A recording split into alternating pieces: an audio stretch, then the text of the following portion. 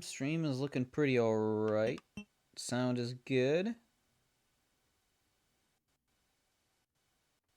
Okay, I think we're ready to kick this off. Alright. But, yeah. Welcome on back. It is pretty dark in my room, so that's why it's, like this. But, yeah, welcome on back. Camera might be off quite a bit, so give me a few seconds to adjust. Reason being. Okay, let's see here. Sorry for those on the video and stuff. This is gonna be okay. That's pretty good, actually. Good. Okay, not bad. So I've been gone for a little while. Just a couple days. I didn't mean to be gone for a couple days. We just had some maintenance done in our bathroom, and my room is directly next to it where the pipes are, and we have a little panel there to turn on and off the water. So I was at work, and when I came home, yeah, my entire streaming setup was kind of messed up. And so I didn't want to set it up again just to have it, be messed up again the day after because they were, doing other stuff they needed to do. So, uh, our bathroom is fixed. Our we got some new stuff in our bathroom, which is nice. But I had to spend 2 days away from this game, and so I want to get back into it. Unfortunately, today's gonna be a bit of a shorter stream. Probably going to play just for an hour or so, and just make some progress here and there. Otherwise, yeah, I will probably stream more of this tomorrow. Just like 3 hours, probably 3 or 4 hours. We'll see how early I get to that. Will determine how much I get through. But for now, let us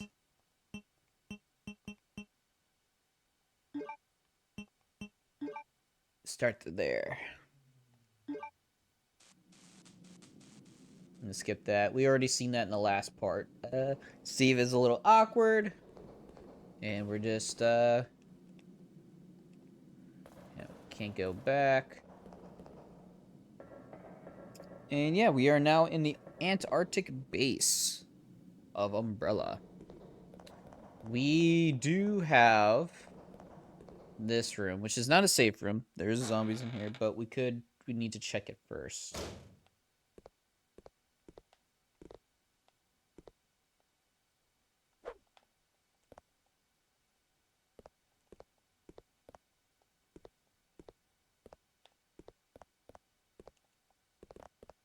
Oh, there's ammo, there's a map, which we don't really need. There is handgun bullets, which is, nice. Bowgun, which is good.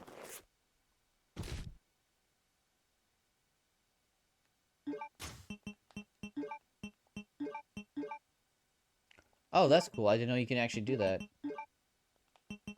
Good to know. Oh, that's good. We'll definitely take those.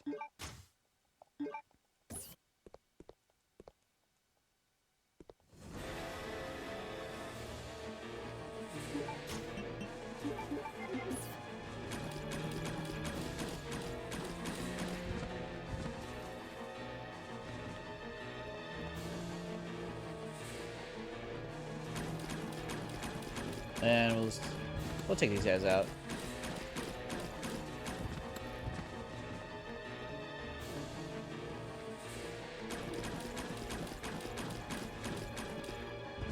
Bowgun's pretty good. I mean, I used up about, like, what, 50 rounds? 40 rounds?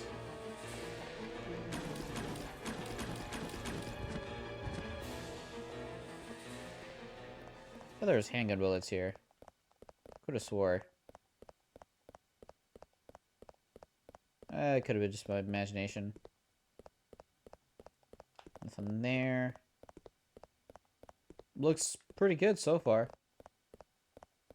Oh, there's a note here. I don't think I ever get this. Worker's diary. October 30th. When I joined Umbrella Inc., I thought that I would be able to live carefree for the rest of my life, being employed by this huge corporation. It's a joke that I ended up being a driver at a place like this. I asked for a position change, but they completely ignored me. Feels more like a prison. Work is extremely demanding, and there's nothing fun about it. I'd rather be dead. November 3rd, my hard-earned vacation was canceled suddenly. I heard they failed to secure enough manpower due to the mistake made by the facility head, Alfred. That fool doesn't deserve forgiveness. He doesn't even treat us like human beings. Number 5th, I heard an interesting story from a guy who's been working here for over 8 years. He must be awfully patient. He says that there is a man who has been confined for over 10 years, locked up in a cell located deep below here. People call him Nosferatu, and are deathly afraid of him. One absurd story. November 10th, at midnight, I woke up to an anonymous growling sound that seemed to be coming from deep underground. I'm so pathetic to have been frightened by such a foolish story. Then again, I suppose anyone would have a hard time maintaining their sanity if they were confined in a place like this. You know what? He ain't wrong. He really isn't. Alright. Switch back to knife. I think that's about everything in this room.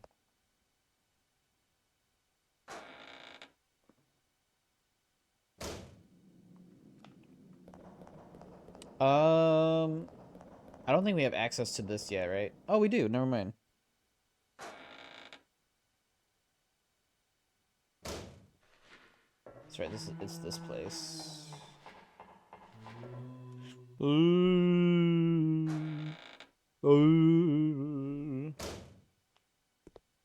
So we got this place.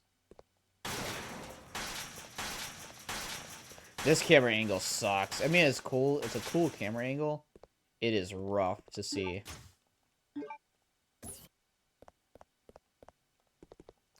Yeah, that's right. Finally got our first blue herb. So you know what that means. Alright, we have a lot of good supplies here, so I'm gonna quickly try to head to the item box. Yeah, you can try to get me, buddy, but it's not gonna work.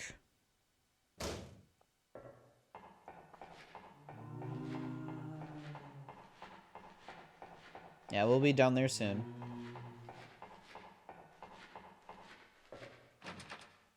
Machine room. Okay, that's where we need the key.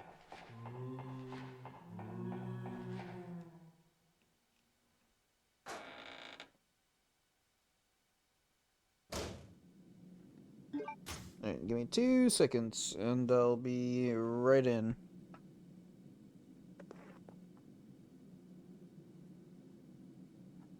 My dad sent me something. I'll probably check it after the stream.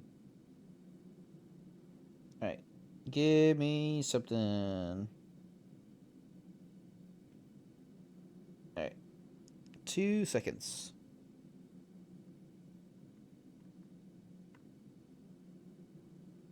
Alright, there we go. Alright.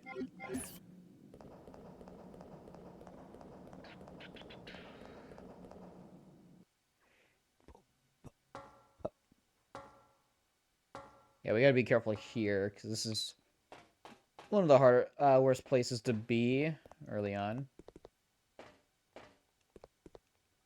Monster might have been the killer. Well, no shit. Yep.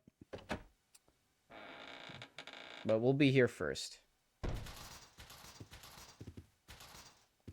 We'll get some bowgun bits. But, you know, that's always nice to have.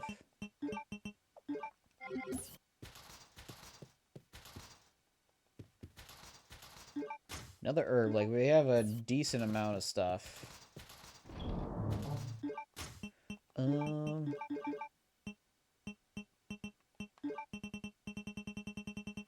A lot of stuff. Okay, we're gonna sort some stuff out here.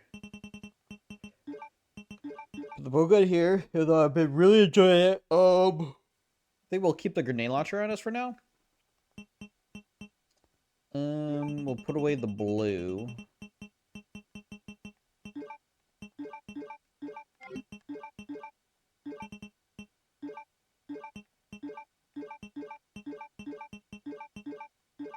We'll keep the full mix, because I think we're more or less full. We have a lot of healing items, which is very good. And yeah, we'll keep the grenade launcher for protection. And then we'll do another save. I don't mind saving again.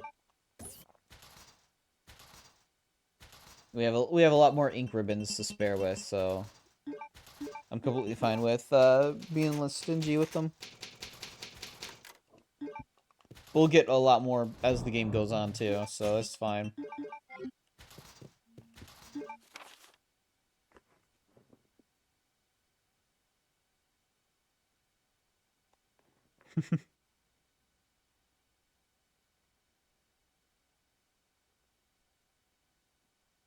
Funny. Alright. Alexander's memo. My father, Edward, discovered the mother virus in cooperation with Lord Spencer, who was also a nobleman. They studied it for the purpose of our military use. Eventually, their study took shapes. They named a variation of the mother virus the T virus. To camouflage their research, they established Umbrella Chemical Inc. I majored in biogenetics and have been involved with the top secret project supporting my father's research. Oops. However, my research went through a difficult phase and my father died in the middle of the project. We are now in a major disadvantage against other researchers, as there is a great competition in the field of T-virus research. I have disgraced the honorable name of the Ashford family that our great ancestor Veronica established. If nothing is done, Umbrella will be taken over by Spencer. I must expedite the project to its fullest without being detected by Spencer. After much thoughts, I decided to establish a large-scale advanced research facility. It'd be located in the transport terminal that I created by using the abandoned mine in the Antarctic. Within the facility, I'll have a room built. It'll be similar to the design of my mansion, the legacy of the late Trevor. I will be able to cherish my sweet memories there. For security purposes, this confidential project will be given a code name.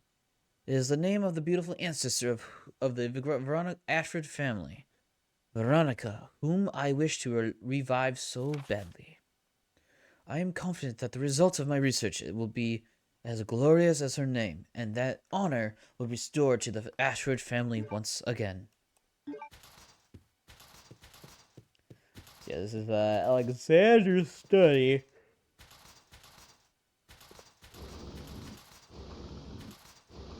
Damn, it is very dark in my room.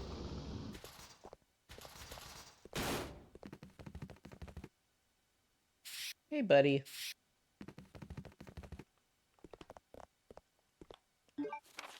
Butler's letter. Sir Alfred, please forgive me, as I must tell you of my abrupt departure by leaving this letter. I first served your father, Lord Alexander, and have for so long shared in the joys and sorrows of the Ashford family. Lord Alexander disappeared unexpectedly 15 years ago, and then an accident during an experiment took the life of our dear Alexia. You were forced to become the master of the family at a very young age, and nearly lost your sanity from the sorrow of having lost all of your family members at once. There was nothing I could do, and I felt powerless. I first thought I should kill myself to apologize. I then realized that it would be an insult to our dear Lord Alexander and Alexia in the other world. Scott Herman Butler, Ashford family.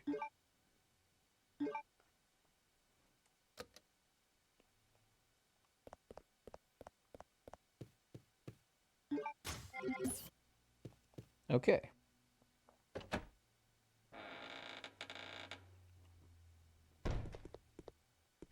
Alright, I'm ready for this.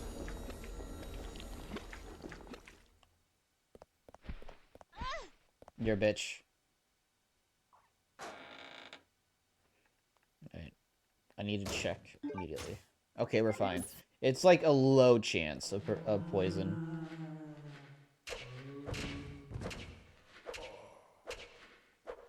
Very easy.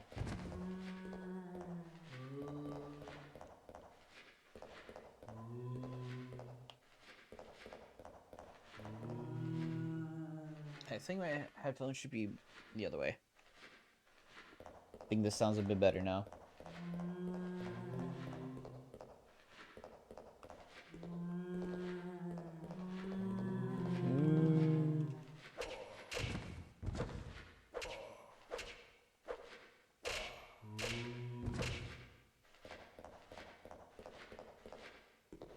Oh fuck, of course he's turboing.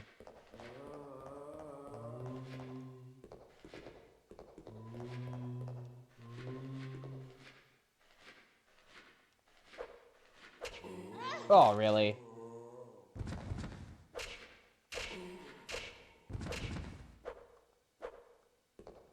Let's say I should still be fine. Ooh, I did not want to push that because I do want to do the tag. So we'll definitely do the tag.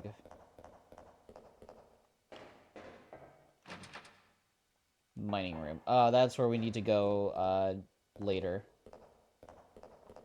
So for now, we need to go into this room and be very careful here.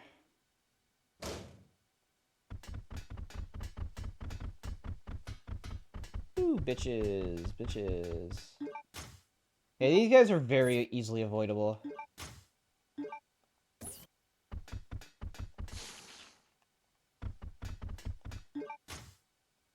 Take the bowgun.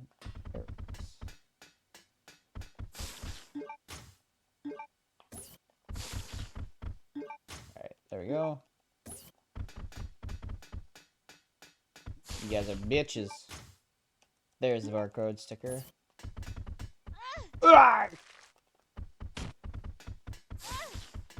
Oh, Jesus Christ.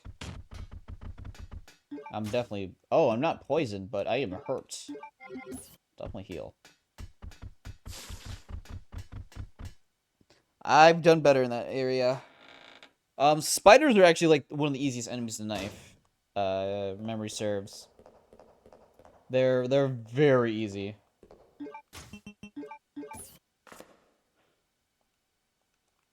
So we need to make sure we put that on before anything else.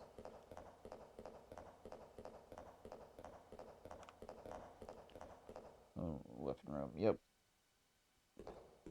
Just showing us, like, yep, there's here. You might want to, you know, get this place running so you can grab that.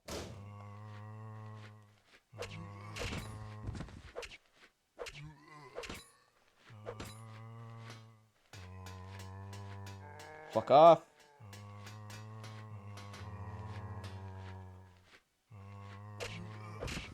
Sorry, that was lucky.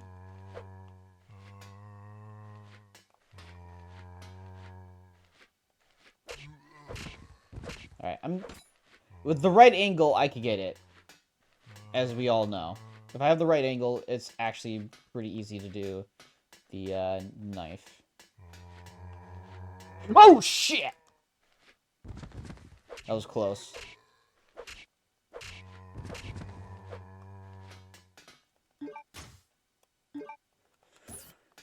Whew. We got one more zombie. I say I would like a better camera angle, please.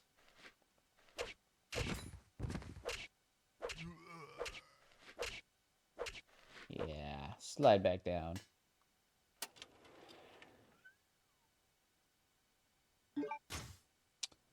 Oh, wait. You know what? It's probably better if I leave this here. For Chris. Because Claire usually has the better weaponry. And him having the AK is probably better. I know we do share our inventories later. But I might just leave that for Chris.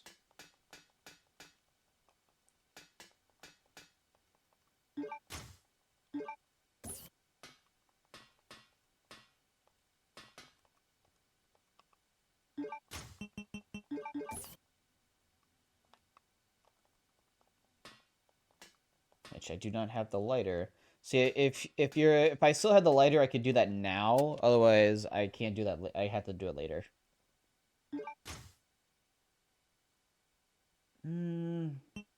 I have the grenade launcher. Chris gets the that and that. I should be fine.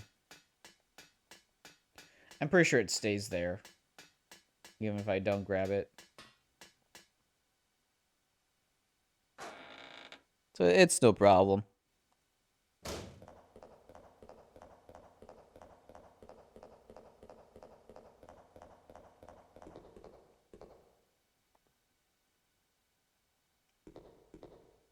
Wait a minute.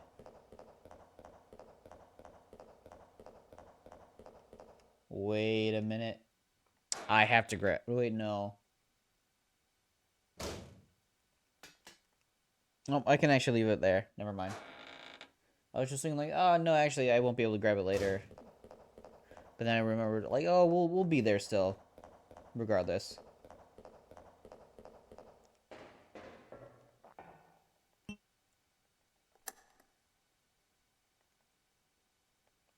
Yes, discard the remaining room key.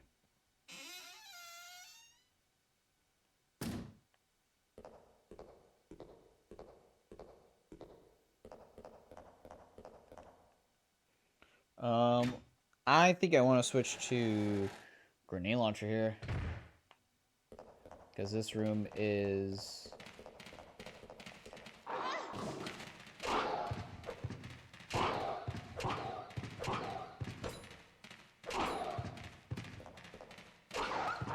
Oh, shit.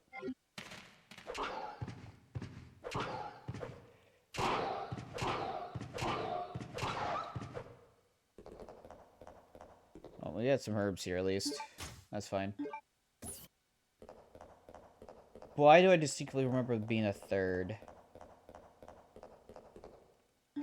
Lots of handgun ammo. I can probably switch back to the Raffica more than anything and just start spraying and parrying because we're getting a shit ton of ammo and herbs.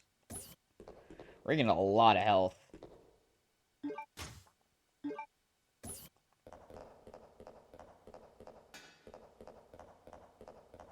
Yeah, I don't know what. I remember there being 3 dogs.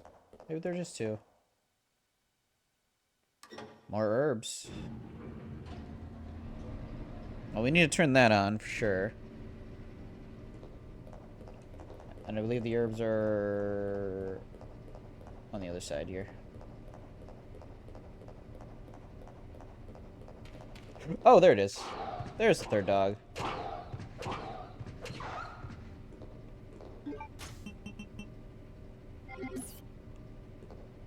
It's a lot of herbs.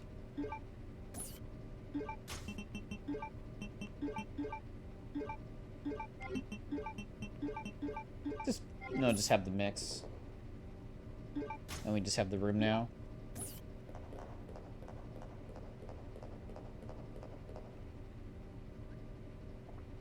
Restored electrical power.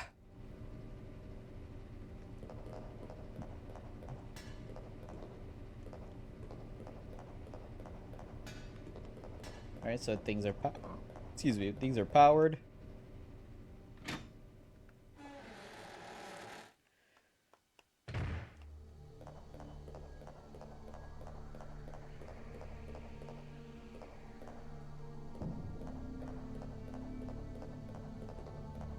So we need the valve for this. You gonna come up here? Yeah, so we need the valve, which is an octagon, for any poison gas that may or may not occur.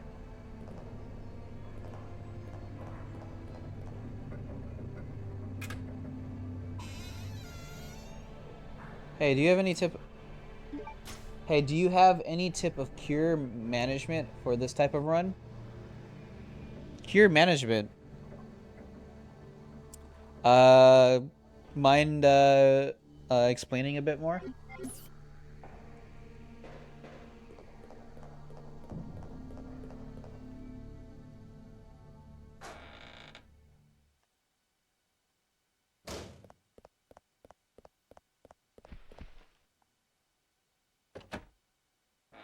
Also, hello, Luxander21 for coming on in. I meant for the box, not the door. Also, sorry if it's very dark on my webcam. It is just generally dark in my room at the moment. Like, I'm trying to do this run, but I often use more plants than I should and end up restarting. Oh, for like a knife only run. Um, is that what you're trying to say? For a knife only run? I'm doing mostly knife, not entirely a knife run. So I do be using guns just for the fun of it. Yeah, so I've beaten this knife only. Oh, yeah. I've been using guns. I've been mostly using the knife, though. Probably like 65, 70% of this entire playthrough has been mostly the knife, and then I've just been using guns just to have fun. This is meant to be more of a fun playthrough than a challenge run. But I have beaten this knife only since the knife only is broken, it is busted. Um, my tips for this type of run for knife only, um, learn how to knife. That's just step one immediately. Learn how to knife certain enemies. Certain enemies you can knife them in certain areas, and you will just do more damage. Most enemies that you can avoid, just avoid them if you can. Zombies are like one of the easier ones to knife. You just have to make sure they're within like 2 steps away from you, and just aim low, swipe, and you should get them. Spacing, make sure you're good with spacing. Depth perception. That's mostly just skill, like just learning how to use like the camera to your advantage and try not to knife in a bad spot. I would say, for healing items specifically, what I recommend is that I was knifing for majority of the beginning of the game. I was very reluctant to heal. Just letting you know. It is best if you know what rooms you're going into that you're going to take damage. Try to do that room without taking damage as best you can, unless you know that you can't avoid damage or you can't really fight, so damage is very likely. Try to minimize as much damage as you'll take. Doesn't mean it'll always work. Doesn't mean you'll come out unscathed. It just means that just prepare for the worst and just accept the losses. There's some fights, like some enemies in this game, that requires you to kill, and you're going to take damage if you're using just a knife. Best example I can give you is the Bandersnatch fight, the first Bandersnatch. If you're gonna fight a Bandersnatch with a knife, just make sure you go mostly to its left side, the side that doesn't have its big arm, which means it'll probably miss you half the time with its grab attack or slap.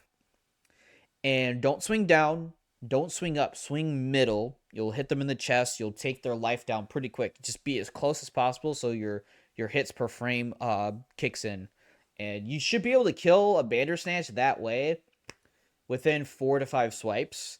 And if you're lucky, he'll only hit you 3 times max. And it's mostly with the backhand, which does only okay damage to you. Dogs you can generally just run from. They're not really dogs in this game are actually like the weakest in almost any of the old Resident Evils. I would recommend mostly just running from dogs. Otherwise, if you can get them by surprise and knife them, you can just stun lock them to death, which is very nice. Um, Certain boss fights like the tyrant is its own ball game. The first encounter where it's like literally a time limit where he is pushing you to either death and fire or gonna kill you with a punch. The best way you can fight him is swinging at his chest. I think sometimes baiting his attacks can also really help. Man, so I didn't reach the hunters yet. Yeah, so yeah, Bandersnatches are are a problem early on until you're able to just maneuver around them for the most part. I don't fight most of the Bandersnatches. I only fight the one that you're supposed to at the beginning of the game, and then most of them I try to avoid if I can. If they do just a tiny bit of damage to you, depending on certain paths you need to take, that might be just better than just fighting them outright. Especially if there's more than one. If there's just a single one, you might be able to get away with killing one here or there if it's a problem. Otherwise, this game is very releen what's the word? Um it's kind of reserved where it does give you some freebies where I've gotten to where if you load in a level and there's Bandersnatches like the ones at the mansion, They're most likely to clip through you and not do damage if you run by them. They don't. Those two don't really do much to you. I've shown in the previous stream that they very barely touch me. I maybe got touched once or twice because I stopped and kind of just messed up with my movement. I will say hunters are probably easier to knife. Hunters actually the way that their bodies are positioned, hunters can be actually knifed very decently. I think you need to aim lower for them as well because of the way that they're stanced. Aiming lower gives you probably more damage hits, and you can stun lock them with the knife. It's pretty good. And if you're Chris, who has the better knifing animation than Claire, his is quicker and has a bit of a shorter, like a more narrow swipe. His is really good. His is quicker, so you'll be able to dish more damage quicker with Chris, which means you'll be able to kill zombies and other enemies quicker with the knife, and you should be able to defend yourself a lot easier in some situations because you're doing more damage, so you're probably going to take less damage. Um, Conserving health. Make sure you have a certain amount of health for certain fights, like boss fights. Um, Things like the tyrant in the courtyard that pushes you into the fire. The tyrant before the airplane. He's probably one of the hardest. You're going to die a lot. I will say this: you're going to die a lot. That's normal. You're going to die a lot. Knife run. There are some enemies in this game, some bosses in this game that will kill you, and it's going to take you a couple tries to nail down a good run. Um, I personally think, or at least not personally think, but the tyrant. I didn't know that. I'm really at the start, like 15-10 minutes away from the airplane. Oh, so yeah, so I watched my friend Shadow do this run online, and then I did it off stream. I just wanted to do it for fun, and I've beaten this knife only. And there's some parts here that are very easy with the knife, and some parts that are pretty difficult with the knife. One of those is the before the airplane tyrant fight, which is you have to essentially try to get as much distance as you can while you're swiping, and you might have to face tank.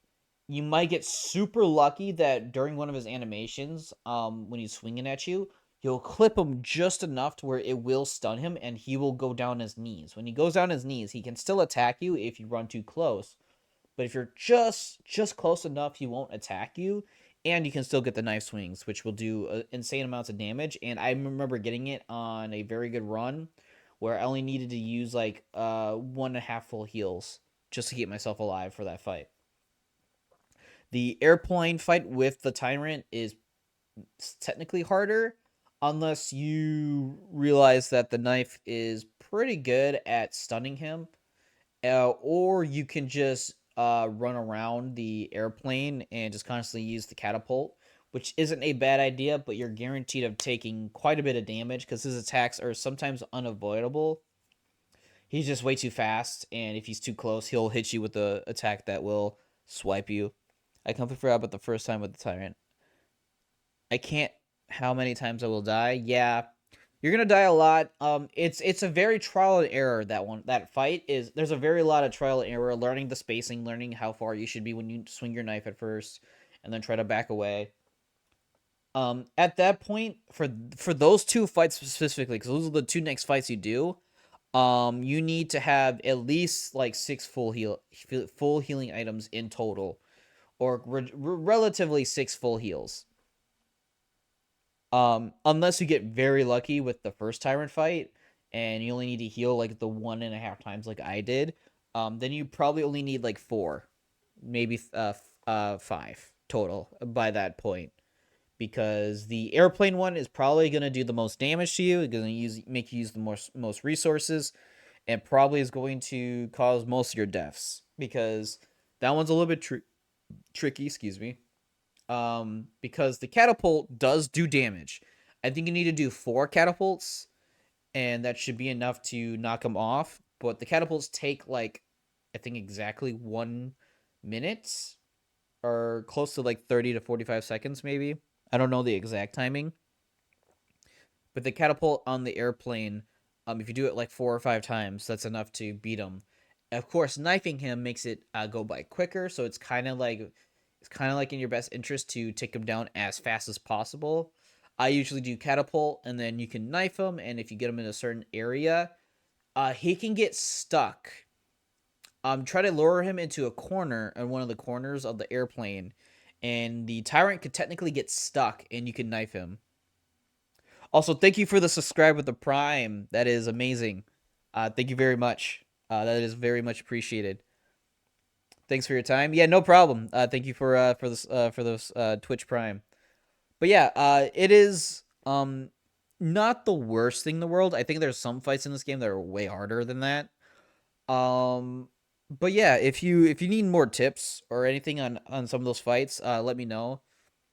If you're almost by that part where you're about to fight that tyrant before the airplane tyrant fight, I would say if you don't have more than like 4, maybe even 5 full heals, I would recommend maybe reloading a few saves if you lost some health. The knife run in this game, like I said, isn't the hardest in the franchise, but it's definitely the toughest and has some of the more tougher areas of any knifing in the Resident Evil games. Unless you do like the Alexia fight with Chris, that fight's actually funnily easy. I think on your start I have like 2 green plants. Yikes, yeah. That's not gonna be enough at all. You might get lucky, but even luck won't take you that far. You're going to take damage with those 2 tyrant fights. The tyrant fights is literally like a DPS health check. It's literally what it is. If you do not have enough health, you're soft locked. Like I said, my best way to tell you is just learn how to knife better. Learn how spacing really works, especially with Claire. Claire's a little bit harder to knife, and just learn the timing. Learn how when you should swing, and there is a bit of a breather room. If you swing too late, there's a good chance the zombie will just walk into the knife and go down. Dealing with certain rooms, you might have to force yourself to run around or just ignore it completely. Like you might have to skip entire rooms that are pointless. Like, oh, there's just ammo in here or items that I really don't need, and fighting these enemies in these rooms is just gonna cause me to have more damage or just struggle. So I would recommend try to avoid a lot of that stuff, because as you can see, I have a lot of healing. Um, I think so far in this playthrough, I've healed maybe 5, 6 times and maybe recovered like 6, 7 full health states altogether. I have been like nomming on green herbs like it's nobody's biz. So yeah. I don't know if I want to keep this. I think I want to stick it there. But yeah, I have a lot of healing, but that's mainly because I've been doing pretty good. Yeah, I've cleared or explored rooms that don't have nothing, so I'm like exploring now. Yeah, information is definitely your greatest ally for a knife run is information. Knowing what to do, knowing where to grab stuff, and how to avoid enemies. And if you need to fight them, learn how certain camera angles are probably better for you to knife them. It honestly, the knife run of this game, I would totally do on stream, but like I said, I wanted this to be like a normal playthrough, more or less, with having a little bit more fun with the knife, because I actually love using the knife in this game. It's actually probably my favorite weapon, by far. Also, I think we're going to switch to the Refka then, just based on the amount of ammo I have, just to have fun.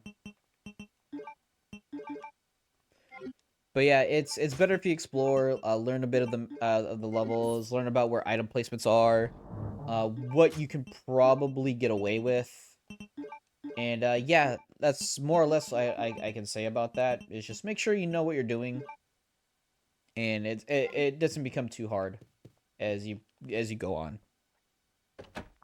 Like I'm using a knife for the most part, and I'm only carrying like 1 full heal because I know how easy it is to play this game with just this weapon.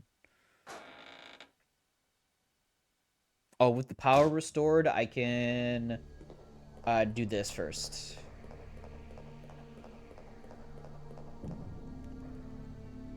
Oh, I need the power, that's right.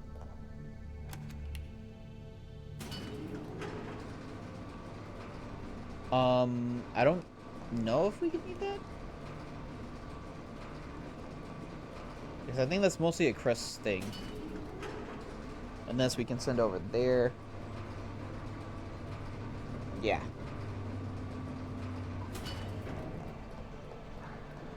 And when if we go back in here, the BOW gas is leaking, which more or less weakens the spiders so that they pretty much die very quickly. But it was mostly to get this, which is you need this for a part soon that will gradually take away your health pretty quickly. And it's kind of shitty to not, you know, have a gas mask for that. Then we need to, because the power is now on, we can go back up. Now that I think about it, I should probably do a normal run before. It's been years since I played the game. Yeah, it's probably best, like I say, if you relearn.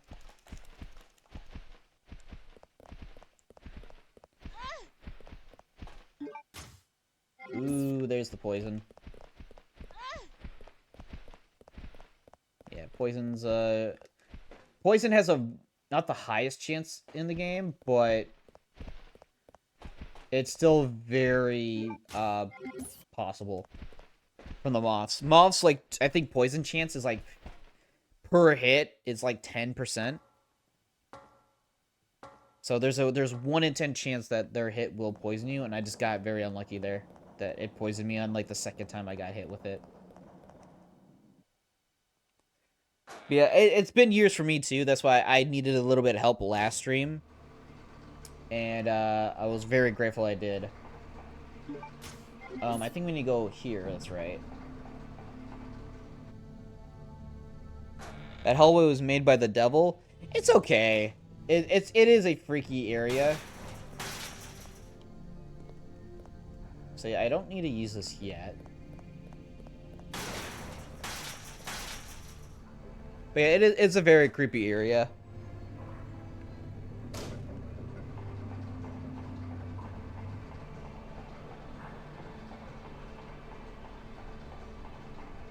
But yeah, knife, like I said, the knife runs game machine room. Do you know, I turned on the power, I got the gas mask. The other room's weapons room. I don't have to go back up there. Oh, the study room. Alexander's room.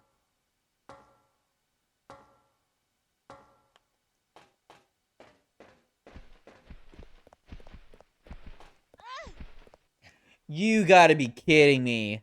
And that is really shitty. That sucks. That's just really unlucky. Thankfully, we have a decent amount of blue herbs.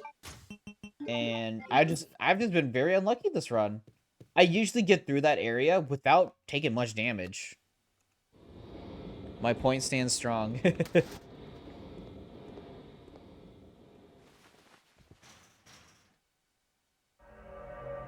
Nosferatu.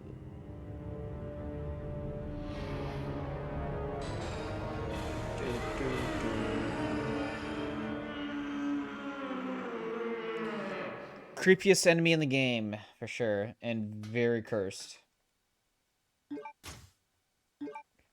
Right. Alright, I think this is the machine room key, right? Yep. Now we can go upstairs.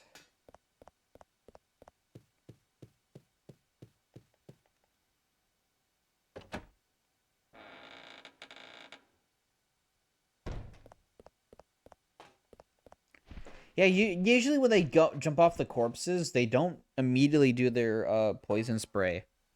I was just very unlucky that the one that did just immediately did it, and it was just in my way,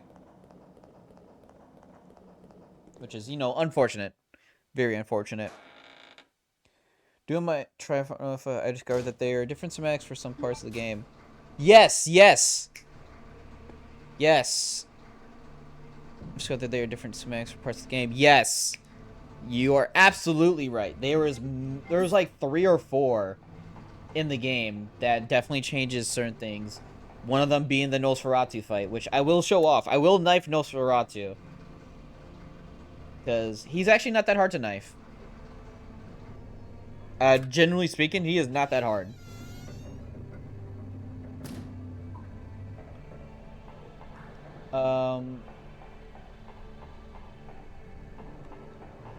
Let's say when I return. Claire, it looks like there's an Australian observation base about 7 miles away from here. That should be our target. Great news. And take a look at that. It's a digging vehicle. If we break the wall with it, we might have a chance. Okay, let's do it! Oh, here comes the big Steve. I've noticed it with the Steve Claire site.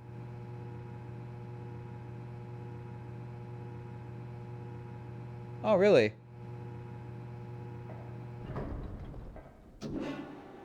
When you like play Steve, yeah.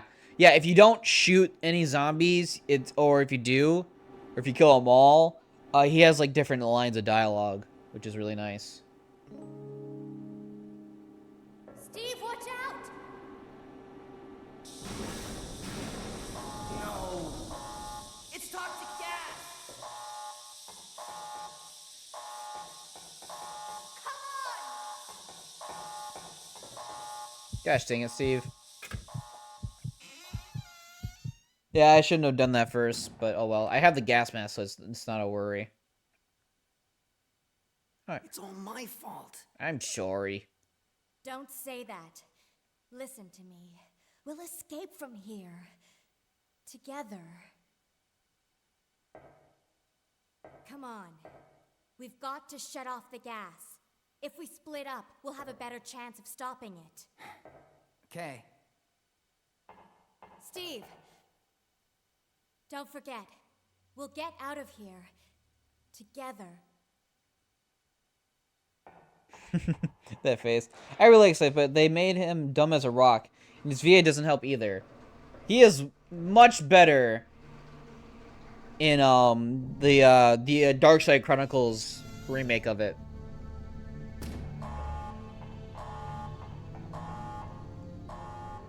But yeah, I like Steve. I think Steve is he's an alright character.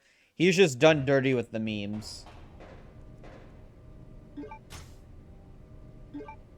That's square, right? Yeah, that's square. I need to shape it to an octagon. Yeah, Steve, I like Steve. And then the Dark Side Chronicles Steve, VA is very good. I actually really like the VA for Steve in the Dark Side Chronicles. Very good. I never played Dark Side Chronicles. Yeah, I don't expect many would. It is a Wii exclusive game. It's good. I personally like it. I know, so I personally like Dark Side Chronicles. I play the crap ton out of it. If you ever see my game time of it, it's like over 100 hours. For me, it's very fun. It's also one of the most broken light guns I've ever seen. That game is busted, and I'll tell you in a second. But if on the game alone, I think it's fine. I think it's fun. I think it's better than Umbrella Chronicles, because Umbrella Chronicles has weird pacing stuff, and checkpoint system in that game sucks. The checkpoints in Umbrella Chronicles is kind of bad. Dark Side Chronicles fixes quite a bit of those problems that I kind of just like really wasn't a big fan of. And they also give you the Operation Javier levels, which is Leon and Krauser when they first time they ever meet, before even Resident Evil 4 happens, which is a very cool storyline. Game's good. I think the Code Veronica levels are very good. They're very fun. It actually, honestly, I played mostly RE, but the Chronicles and the Survivors never touched it. Yeah, Chronicles are very fun. Umbrella Chronicles is good. Again, I have my gripes with it, but it's still very fun. Dark Side Chronicles, I really like. I know people dislike it mainly because the camera shake. The game has a lot of awkward camera shake stuff that happens, where it can be a little disorientating for some people, which I completely understand. I don't get messed up by motion on the screen. It doesn't really, confuse me or get me nauseous. So I would say that people who do get nauseous from that, I completely respect. Gaiden in the remake of 3 didn't play either. the motion blur. Uh, Not really motion blur. The in Dark Side Chronicles, the camera shakes a lot. Like you're playing in first person almost, or just shaking scenes. It's mostly like shaking in general. The game has a lot of shake, quote unquote, a lot of shake. When I never really noticed it until people started pointing it out. I'm like, oh yeah, there is quite a bit of shaking. I got so good at playing that game that I can actually aim while the camera is shaking very well. Like I'd be getting headshots and headshots and headshots and hitting weak spots while it shakes quite a bit. I just got really good at it in general, which is that's pretty neat to do. But if I personally say that if you're okay with shaking screens that won't get you nauseous or anything or won't give you a headache, Dark Side Chronicles is hella fun. It's a super good light gun game, and it is the most broken light gun game in any light gun game I've ever seen. Pretty much, if you play the game on a higher difficulty, you do take more damage from enemies. Like you lose a lot more health. Like you lose a lot more health. There's 4 difficulties: easy, normal, hard, and then you can unlock very hard. But the harder the difficulty you're playing on, the less health the enemies have, or I wouldn't say less health, the more damage they take as well. It's like you play on hard, enemies do a decent amount of damage, or if you play on very hard, they do a ton. They do like a third of your health bar or more with each strike. But your guns do so much more damage. Like the normal pistol, which you can upgrade to be like an actually beast of a weapon through the in-game currency that you earn by beating levels pretty well. Glass cannon run, literally that's literally it. It's a glass cannon run, but you can literally single-handedly beat that game with the handgun uh, on very hard because it does so much damage. It is ridiculous. Even bosses, I've literally first time a boss appears with a like health bar, I literally spray like one clip into him, and it's already done. Not even a phase 2, not even a phase 3 of the fight. It's already boom onto the level's over. You're onto the next level. I was like, holy shit, this is actually crazy. So it is one of the most broken light gun games I've ever seen. And the fact that you can just speedrun it on higher difficulties means you can speedrun it faster. If you're into that. If you want to do like handgun only, very hard speedrun, you can fucking do it. It is that easy. It is that easy. And it's not even like when enemies like literally take 1 or 2 shots to kill in the body, it makes the game honestly easier if you play it on harder, which is very funny. On harder difficulties, the game is much easier. But if I'm strictly speaking, like the quote unquote remake version of this game, which is literally the Dark Side Chronicles remakes Code Veronica, which is really cool, and it quote unquote remakes Resident Evil 2 as well. In that way, it's actually a very good remake in terms of like keeping the story together, the moments with Steve, and then his eventual death and transformation, or quote unquote death. His transformation is very, very well done.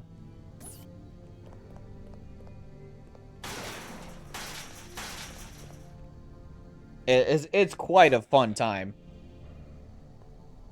And if you could play it with a friend or whatnot, it's honestly like one of my favorite like times to play. For real, it's a very good light gun game in that respect. But I think like some people modded it like through emulation on PC using like a Wii emulator.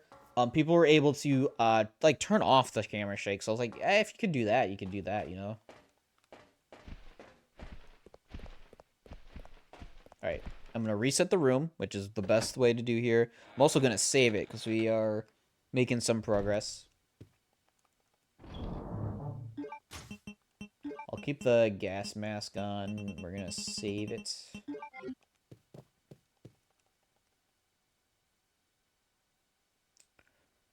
And I'm probably, hold on, actually, I'm gonna stack up on some healing items for the fight. Because I think right after this, we do, in fact... Yeah, we do, in fact, have to... I'll do it after, actually. That's fine. We do, in fact, get to the end part of Claire Antarctica. This one. Are you playing this game in console or from an... I'm playing on console. I'm playing the Xbox version. I'm playing the Xbox 360 version, the HD. That's why it's a little bit higher res for a lot of this stuff. If I was playing on emulator, I probably would have the HD pack or whatever, the HD mod, to make the game look even crispier. All right. So this room is actually very dangerous. I might switch to the Ravka. Yeah, I'm gonna switch to the Ravka. I can probably knife most of them, no problem.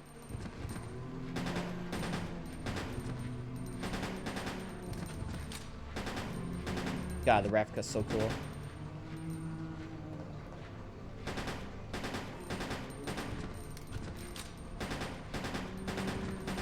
This room's not that bad to knife.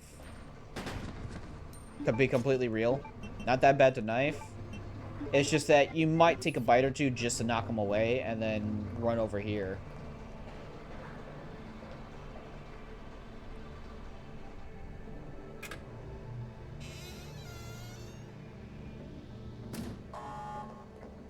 And then we get to here.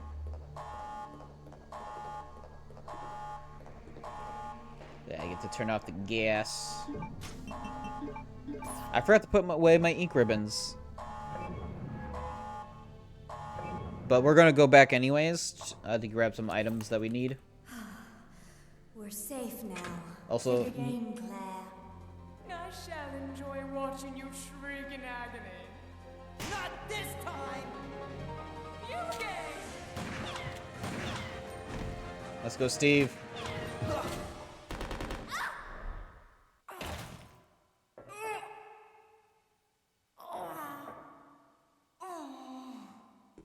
Hey, you got shot. You weirdo. And then this sniper rifle. What was that?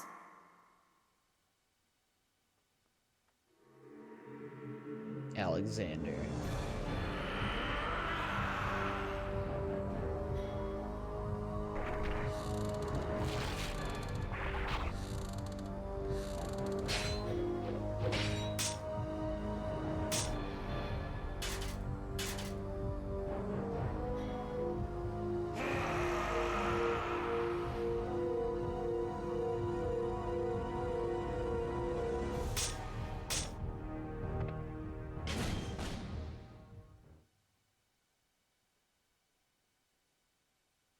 And make sure you grab the sniper rifle regardless.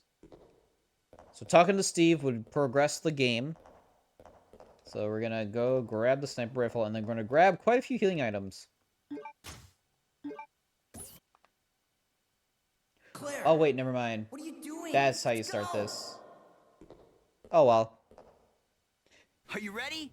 I'm gonna If they remake bust this through game, that I wonder wall. if they're going to Go leave the for weird it. relation between the brothers and the travesti scene. They should. They honestly should. I think that's what makes like the character Alfred, like not really unique, but as disgusting as a character as he is.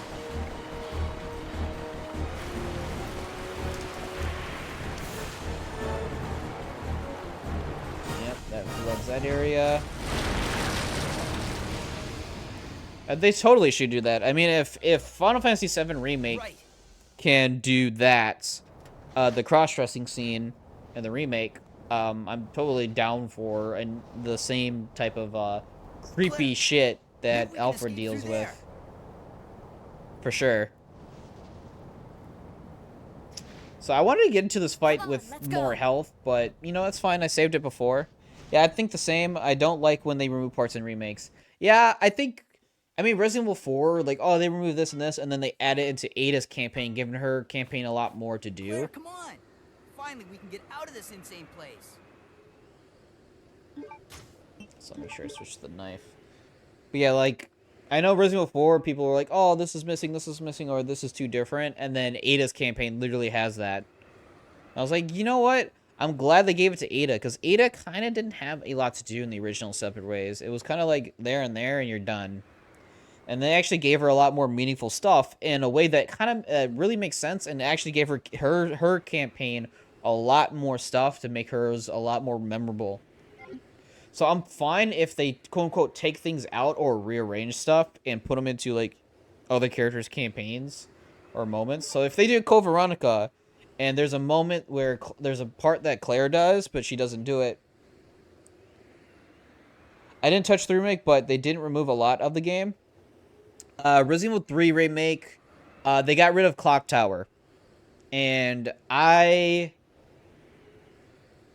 wish they didn't. As I mean, in my personal opinion, I think Clock Tower is more of the more annoying parts of the game.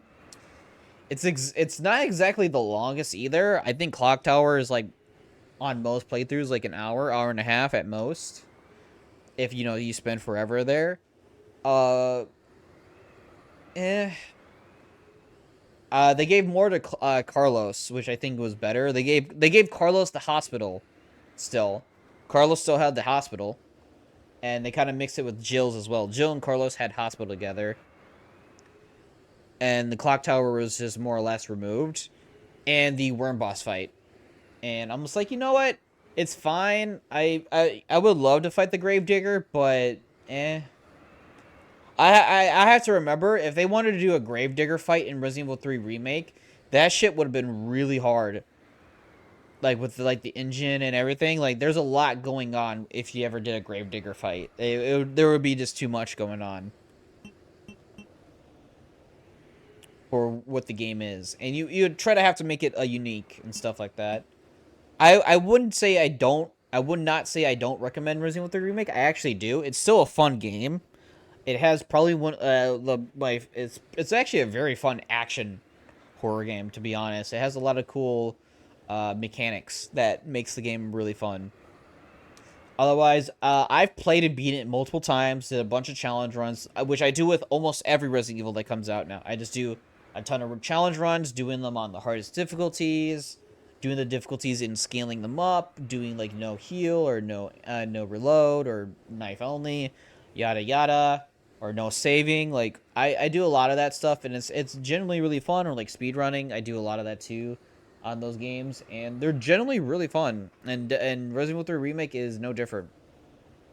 It's just that content-wise, and the fact that it's a remake of the third game and it's missing some key points, yeah, it's a bit rough to it's a rough pill to swallow. But I don't think it's the worst in the world. I don't think it's the worst thing in the world to happen. More or less, the fact that I think there's other games that have remakes that are way worse than Resident Evil 3. Let me get this. Resident Evil 3 Remake is a bad remake, but it's a good game. If that makes any sense. It's a bad remake, but it's a good game. It's not great at keeping it fully faithful. It's like 75, 80% of it is more or less intact. And then like 20% of the content of the game that should be in there is not there. And we hoped that there might have been DLC, but we didn't get any DLC. I was like, that's fine. Yeah, I understand your point. Yeah, it's a bad remake, but a good game. It's a fine game, I should say. I think I gave it an 8 out of 10 overall, even with all the challenges. Like it's an 8 out of 10. I enjoyed what I played. For example, with 5 and 6, I think they're good games, but bad RE.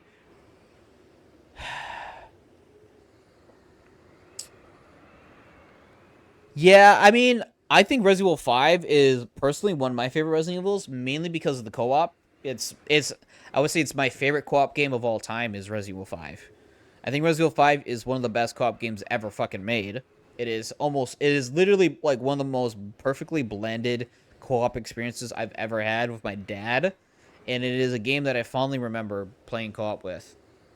Resident Evil 6 is bloated. It is a bloated game, but that does not make it entirely bad. It has quite a few good moments, other than, story elements kind of sucks here and there. Overall, not a bad game. I think it's a decent game at best. I think Mercenaries in that game is very fun. It has probably one of my favorite Mercenaries, other than like Resident Evil 4 and Resident Evil 4 Remake. Actually, most Mercenaries outside Resident Evil 8's Resident Evil 8's Mercenary was cool, and then they kind of like, eh. I wasn't a big fan of 8's Mercenaries. I liked the idea of it. I didn't like the execution. There are some of the best sellers from Resident Evil, but I don't like how they removed the survival horror of the saga. I understand. I understand that. Resident Evil 5 is still very scary when you're playing a professional. That game is brutally scary. Just tense. That's more it's not horror, it's more the fact that it's stress. It's stress and tension. And it's more of a thriller. It's like thriller horror action survival horror type shit. Whereas Resident Evil 6, the Leon campaign was supposed to be the quote unquote survival horror campaign, and then you have the action and then the mystery drama with the other two. It's kind of how they wanted to like put it together, and it more or less wasn't really executed well. It was, like I said, it's still a decent game overall. It's just that it feels bloated because of it. Whereas Resident Evil 5, I would say, yeah, I agree. It's not the most Resident Evil, quote unquote, but what is Resident Evil? If you want to go back to the original, is it cheesy voice acting that's so bad it's good, and the horror elements, or is it because you're trying to survive? It's hard to say what is Resident Evil without thinking about Resident Evil 4. And Resident Evil 4 is the detachment of the saga, of the series, from survival horror to more action horror. Resident Evil 4 is more action horror. They still do a very good job at making it scary and making you terrified because of certain enemies or in certain situations they put you in, which is very good game design. That's how you do game design, from changing it up systematically, and like, oh, we're making more of an action horror game, an action survival horror, more than just a normal survival horror game. What you do Resident Evil 4. You innovate the system, you innovate the franchise, and you still make it scary. Resident Evil 5 is like, all right, let's do that, but let's make it co-op, and maybe not as scary, but still make it a very fun game. That is still, to me, a good Resident Evil game, because it still has characters from the franchise, it has ties to the franchise, but it also still has some of the roots, which is Resident Evil 4 roots. And I genuinely really like that game because of it. That being said, I understand the point that, like, oh, I don't think it's a Resident Evil game. I think that's a completely fair statement. I don't necessarily agree with the statement. I think that's more or less Resident Evil 6. And that's mainly because Resident Evil 6 just, it's trying to be like so many different things. It's trying to be action horror, it's trying to be survival horror, it's trying to be just action, it's trying to be a puzzle game, it's trying to be this, it's trying to be that. Like, it has, here's the best way to sum it. Resident Evil 6 has an identity crisis. It does not know what it wants to be. Resident Evil 5 knows what it wants to be, and it executes it pretty well. Is it more or less what Resident Evil started with? Not really. But that does not mean it is a bad RE game. It's actually a very good RE game because it is still very tensive. There's certain fights in that game that are very scary. There's certain moments in that game that are like, oh shit, oh shit, oh shit, I'm gonna die, or I need help, save me. Especially if you're playing on like a professional. That game is so much fun on professional when you have a really good co-op partner. It is ridiculously good. But more or less, the point I'm trying to make is that it is a matter down to perspective and opinion. And I don't mind people's opinions that I think Resident Evil fell off around 5. I don't I don't I don't I don't necessarily agree, but I understand your point, and I think it's a fair and valid criticism. And same could be said with Resident Evil 7. Resident Evil 7 is not really Resident Evil because it's first person. True, but like I said, what makes Resident Evil? Is it the survival horror elements? Is it the tank controls? Is it the fixed camera angles? What is it? Well, you can't really do that every single game.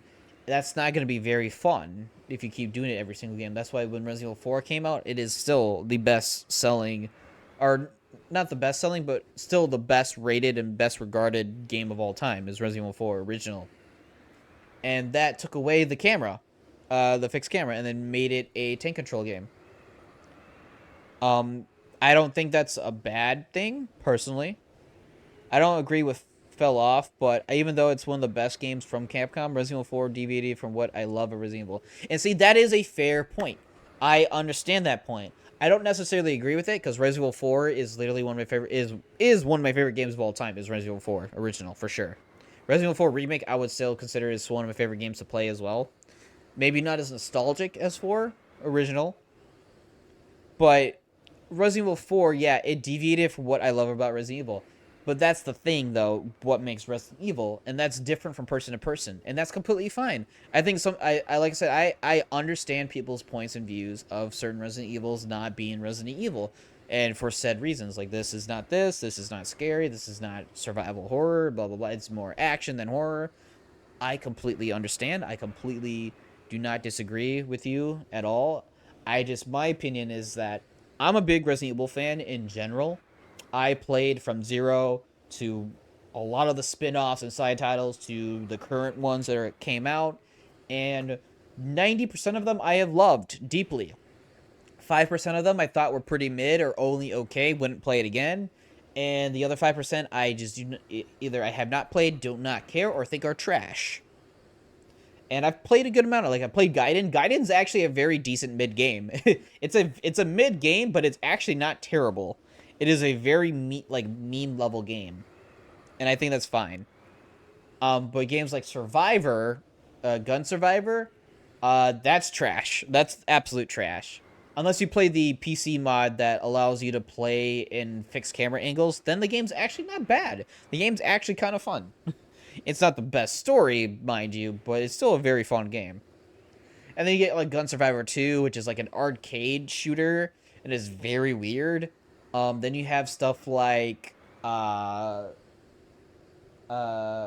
Aim, which is a very okay game. It's more on the mid side, but it's not. It's kind of a cheesy one. It's still survival horror. It's like a pseudo first person, third person action horror game, but not really action horror. It's more survival horror. Dead Aim's still a kind of decent scary game. Yes, Outbreak is the GOAT. It is still probably one of my favorite multiplayer experiences ever, and still one of my favorite Resident Evil games of all time is the Outbreak Files. Outbreak Files 1 and 2 are fucking goated. You are dead right about that, sir. Or madam. And I'm gonna assume a sir, just to be completely real with you there. But yeah, Outbreaks are goated. Apparently they were in the works for a remake for those, or like a re-release of some kind. I personally think you do not remake them. I think you just remaster them and then give them servers. But then you have to think about it. Getting the source code is not the most easiest thing to do. Capcom has had a bad history with some of that stuff. I'm not even sure if they even have the source code. Suddenly I don't have friends that enjoy it. Like, I force them to play it, but they don't want to play. That's a shame. I have a friend of mine, Shadow993, Black Shadow993, who does mostly yearly Raffle Raffles, which is he randomizes Resident Evil Outbreak File games with friends and cohorts and stuff of the franchise. And he makes a huge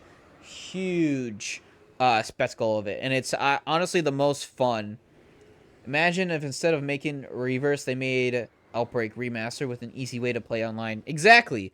Give us rollback, which Capcom has now. Give us rollback netcode with a remastered Outbreak, which higher resolution, load times, frame rate, HD packs, all that stuff. Give us actual servers, and you have a gold mine, Capcom. You have a gold mine if you just remaster Outbreak. And you market it well. You market it well and say that it's a return to the classic survival horror via multiplayer means. Play these levels and release the File 3 content. We know you had it at some point, and you can do it again. We were supposed to get a Resident Evil Outbreak File 3, but we never got it. That's why Outbreak 2 has characters that are not in the levels. Like, I don't even need a remaster. I just need Steam servers. I would buy it. Yeah, but right now we only have the fan servers on OSRBV, online servers for Outbreak Files, I think this is. We only have that. And they're not bad. They're actually very good, and they're still, like, generally, like, a couple hundred people still play that game, like, every day. Generally. I don't think there's any healing items here. Like, none whatsoever, right? I don't think there's any. Yeah. Hurry up! Go, go, go! Okay, let's go. Come on, let's go! What, are you scared? Yeah, sure I am.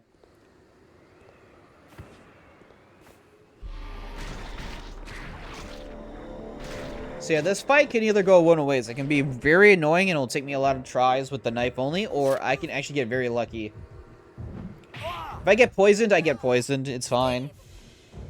It's not really fine. It makes, you know, some parts of the game kind of annoying. But I'm gonna try to knife this boss without Hold being on. poisoned. I'll waste that monster and come back. Clear. Knifing this boss is actually pretty easy. It's been a minute though, so I'll have to remember how to do it. So you need to pay attention.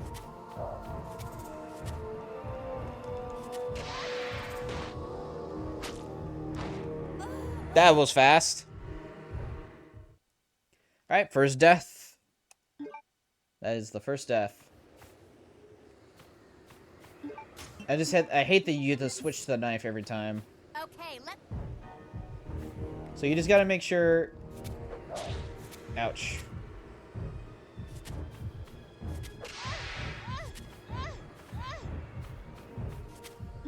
Definitely... Oh, that did a lot of damage.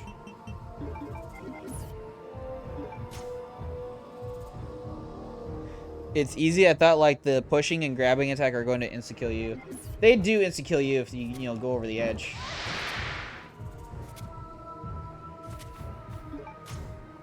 Holy crap, that damage.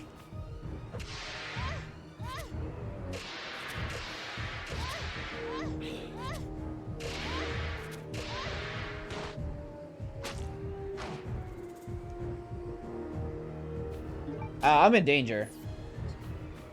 So I am going to die.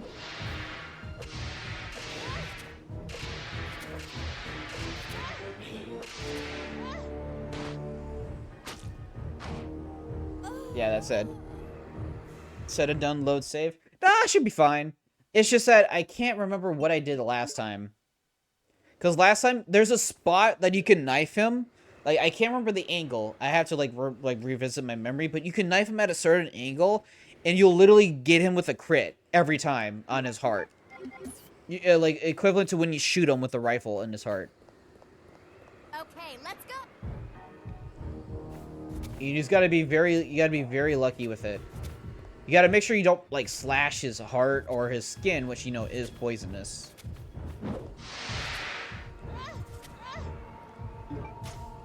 Like, that does a lot of damage.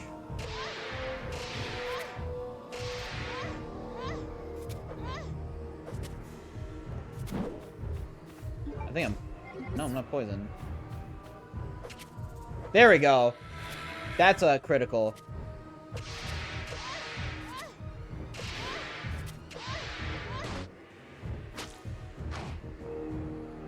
I think I'm in danger.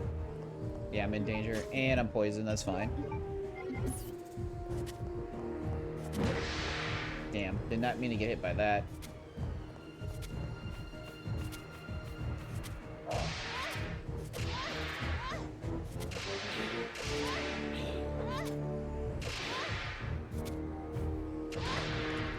Yeah.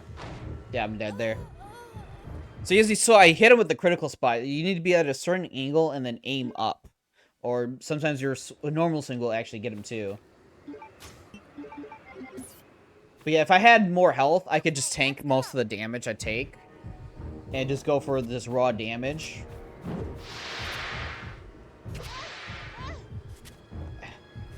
I gotta get, like, to his arm.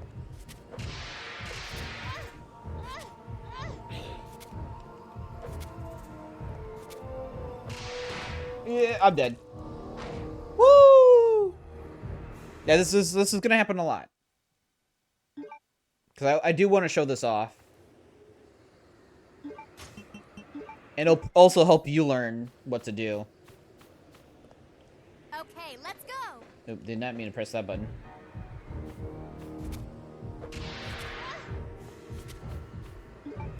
Wow, I'm that close to caution, too. That's kind of crazy.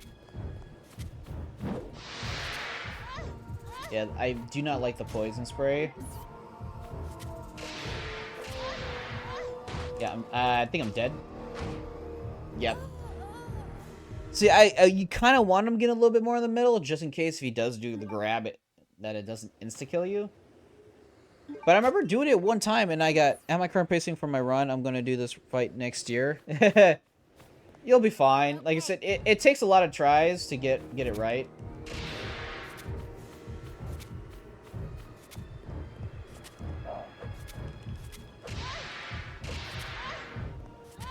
Just try not to get too close.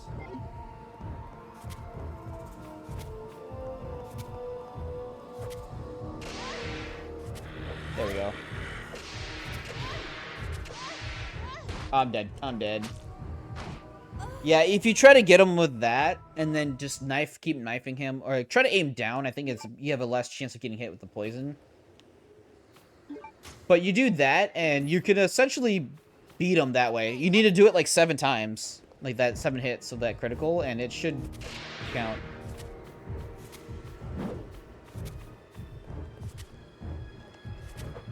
Shit. If you need to play patient, play patient. Because that hurts. Yeah, Nosferatu does a lot of damage. Bitch.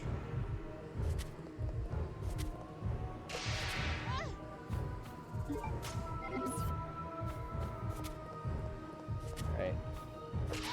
There we go. Alright, right arm. Right's arm. You go to his right side and knife.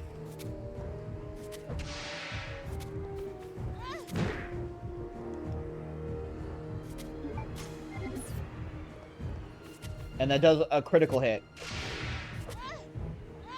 Yeah, I was trying to get out of the way. Wow, that got me too. This is gonna happen. Like, he might get very unlucky and he just throws you very far. Even when it feels like you shouldn't even be thrown off. Bad luck there. Yeah, very bad luck. Okay, But you can see my thinking now. I was very good at getting the start there. Instant. Like, psh, get out of here. Psh, get out of here.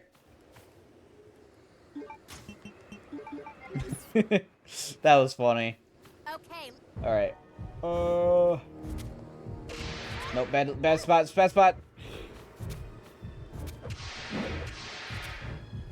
That hurts. I think I'm okay, though.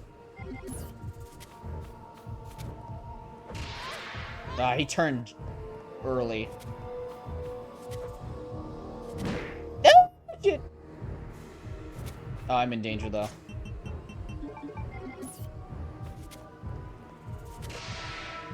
Are you serious? Oh, no! Shit. I'm getting very bad luck. He's turning way too early when I'm swinging. So yeah, now I remember I gotta go to his right side, and then you need to aim. But I'm not sure if auto-aim screwed me here. There we go.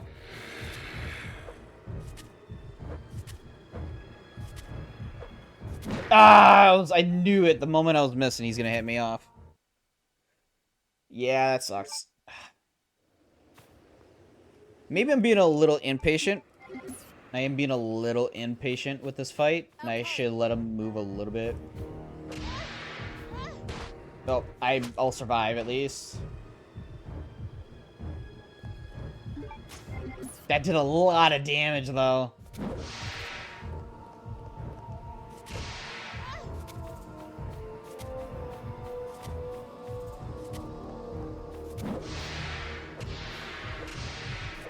Really?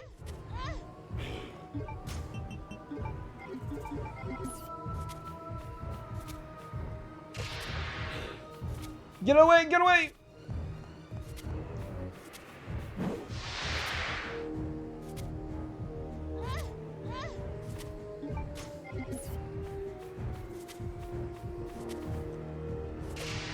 Nope, nope, nope! Get away, get away! Oh, I'm not dead. Oh, wait, I am dead. Never mind. I forgot he throws you back. Yeah, this is a little bit tougher than I remember. I say that. As I say, oh yeah, this is easy. It's easy in the sense that if you can get the right timing and rhythm, it's not the worst fight.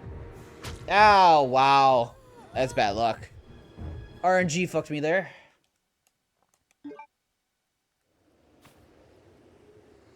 Yeah, this is gonna happen a lot in knife runs, especially if you and this is actually a good lesson. If you have low health or not a lot of health for this fight, you can still do it if you don't fuck up like I'm doing.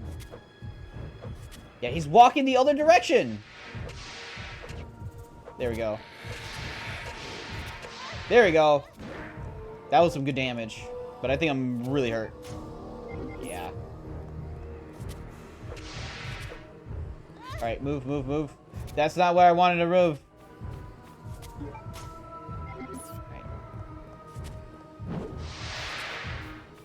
Alright. I need to wait. I need to wait. No! I knew it. I wanted to get away, but I got hit with the poison. So when you hit him in the heart, I'm still only here. I'm still here, only I don't want to distract you from the fight. That's fine. If you want to comment, just comment. I'll read it in between deaths and stuff.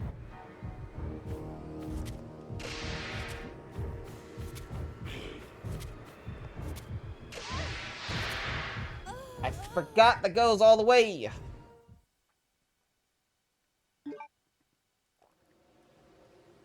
I remember this taking me like half an hour on my first time ever doing it, because I'm like trying to figure it out.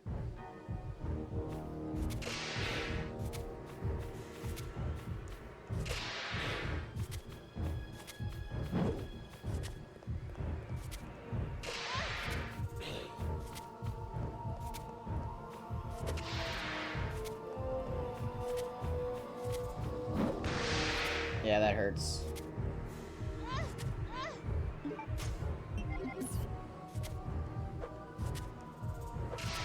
There we go.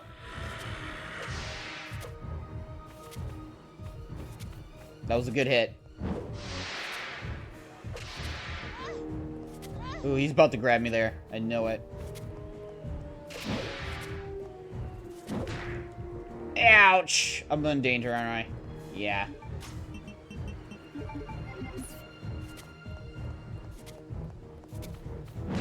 Bitch! Yeah, that was a really bad timing there. Ah, shit. Yeah, if I can get lucky, I could actually beat him very quickly. Without being poisoned either, which is, you know, causes problems later. Okay. Ooh! He almost went for the grab. The poison actually gave me... Alright, that's the angle. There we go. There's the angle. There's the angle. That's twice. That's very good. I just don't like him being there. I just do not like him being there.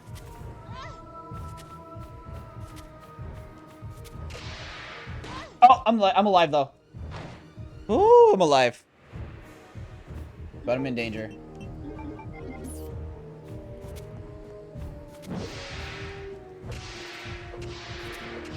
Really?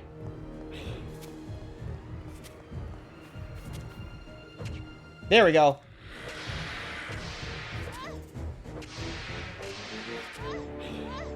Get away, get away! Oh. Oh, I'm poisoned, though. Fuck. I can't believe I lived that.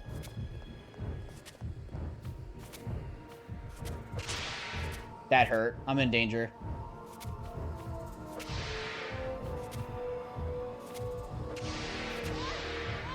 I'm dead. That's death. Fuck. Left of the charm. Yeah. I actually did a lot there. That was actually my best attempt. I hit him 3 times. He was probably like less than half. For sure. Because when you get those criticals, it does a shit ton. Okay, let's go. Fuck. Yeah, if I literally don't get that first free hit, because you can get them pretty quickly there if you get the right positioning, you should just die. Because then the rest of the fight's gonna be a lot tough.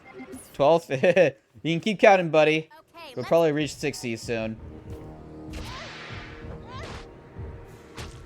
Bitch. That's like, what, 14th now?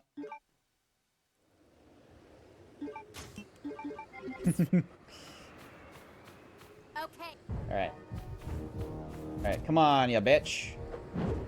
Bitch! I'm trying to knife you!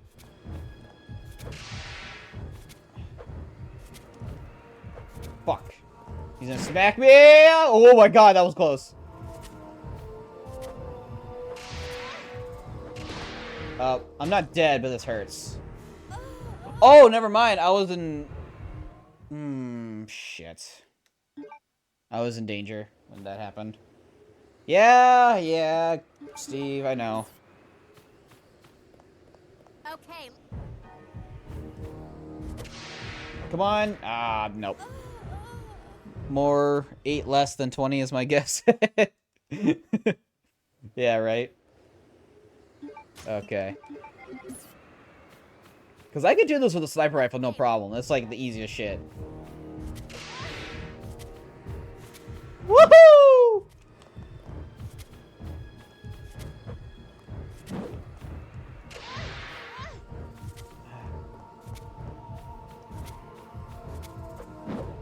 Ouch.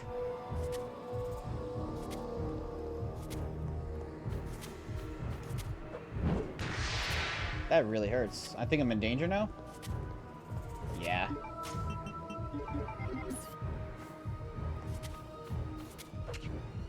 That's really good. If he's winding up for attack, it's a lot easier.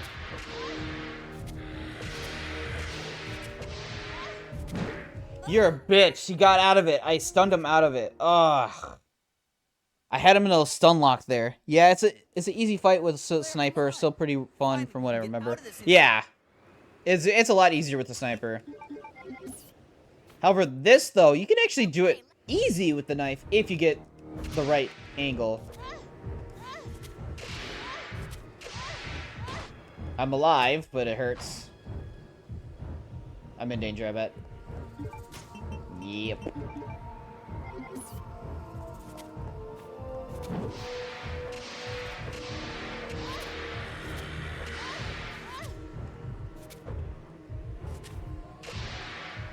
Ooh, I got him. I got him again.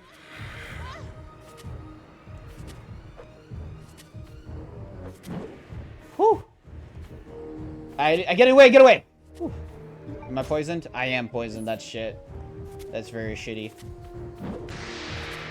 You jerk.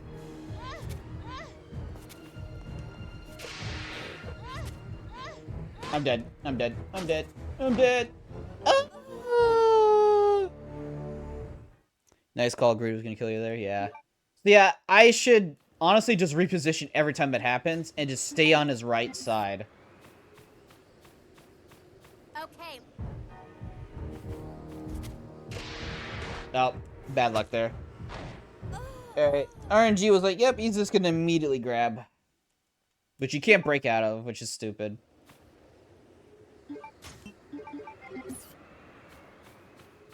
Okay. But this is what we're here for. It's trial and error. I'm alive. Barely.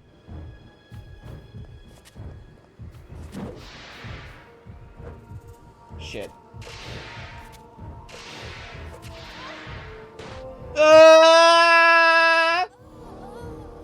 Zero deaths on only run? That's tough. That's very tough. I think you're definitely gonna die at this bit, because this bit is a bit RNG. It's about a positioning and RNG a little bit. Like that. Where you think you're close enough, but you're not close enough, so you swing once and then you swing twice. Maybe you mistimed it.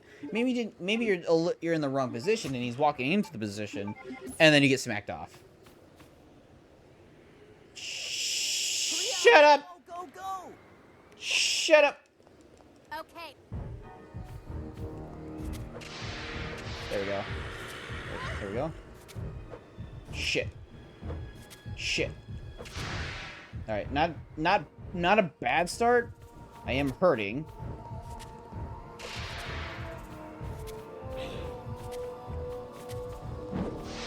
Fuck, I need a heal, I think. I'm probably in danger. No, I'm in orange caution. I'm trying to get away! I'm trying to get away!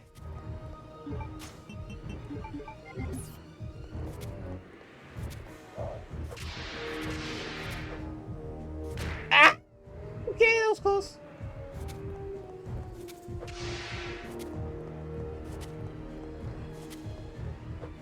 You're a douchebag. Give me your chest, asshole. I think I'm poisoned. Oh, no, I'm not.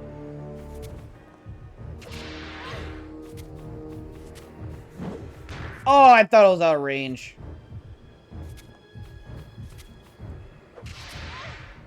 Ah, so he's gonna grab me. I'm probably dead. Yeah. Imagine doing a 0 deaths on 9 only run, you get here in mini deaths and attempts just for him to insta-kill you before you move. Exactly.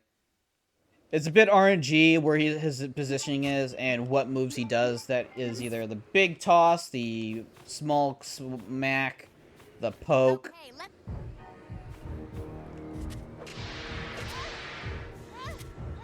He almost grabbed me there. He wanted to. He's gonna grab me! Ooh, that was close.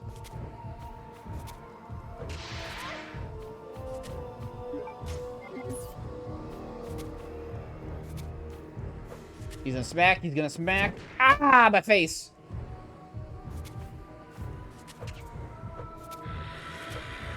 Alright. Too far? You went for a grab. Oh! That was bad positioning on my part. Very bad positioning. I need to get the rhythm. If I can get the rhythm, I can one cycle this bitch. Ah, bad. That was very bad RNG. The poison got me before I could even run.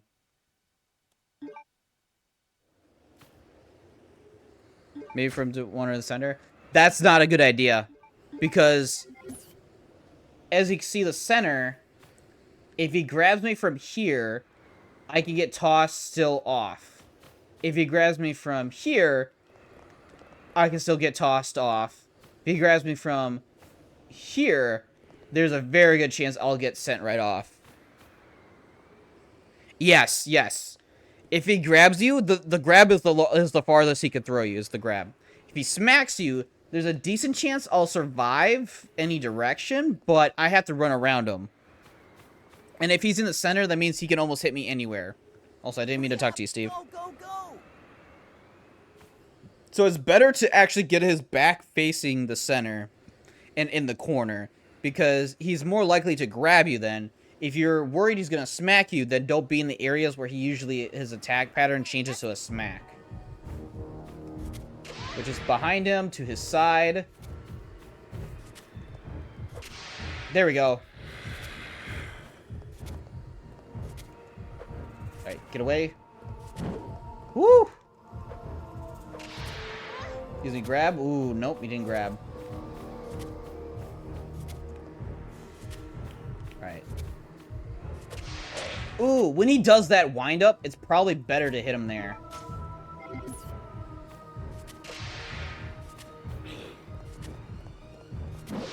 Ah, you're a jerk. I think I need a heal. Alright, if I take any more damage, I probably need a heal.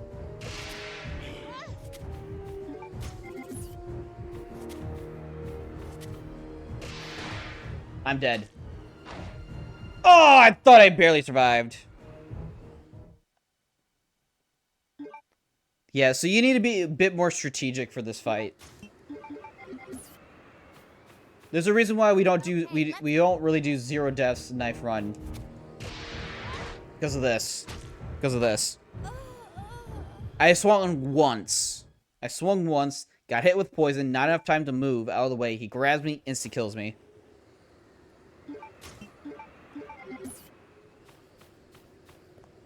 And that's why you just, it's sort of RNG, sort of positioning. I'm grabbed, yep. Every time. So I need to stop doing that. I need to stop getting too close. I'm getting too close where now his attention's getting directly towards me. I need to be more a little bit behind him. So that I have a better chance of not being hit with a poison, and a better chance... Looks just unfun. Yeah, that's super unfun. Okay. And then if I'm too far, that's going to happen.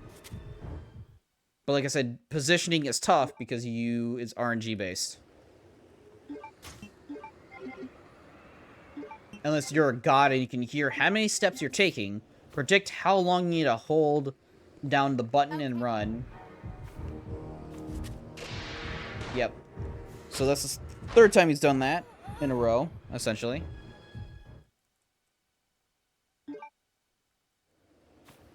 And I just want the early hit to his chest, which is usually... But Zero just looks like just a waste of time, yeah. Okay. I tried walking, see if I can get a better position. That was a bad idea.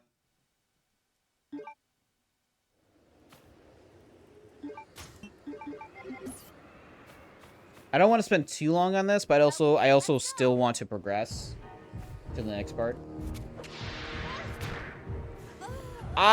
Dude, I hate the RNG for the wind. I swear to God. The wind is such BS RNG. It's almost guaranteed to be blowing your direction. Which, again, is a very cool feature of the game for this fight. Oh, I got super lucky.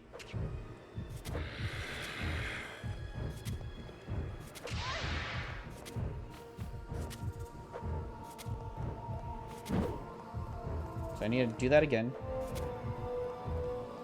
He went for a grab there.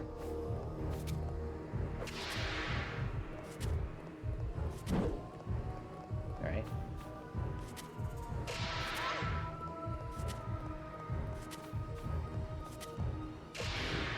That was a good stun. Ooh, I barely survived that. Barely survived that. Since the best attempts failed due to poison or damage rather than being pushed. Yeah. You can't cure this poison. This is T. Veronica poison. It's permanent. You need the antidote, which Chris only can get her later in the game. That's why if you beat this without being poisoned, you get a different cutscene when you're Chris. Oh, I'm definitely poisoned. Yeah. Really? Yes. Yes, this poison is permanent. Yeah, this poison is permanent. You can't cure it. It's like Resident Evil 3 original, the T-virus poison status for Jill. You can't cure it, and it's constantly draining your health, and you can't see your health until you're in danger.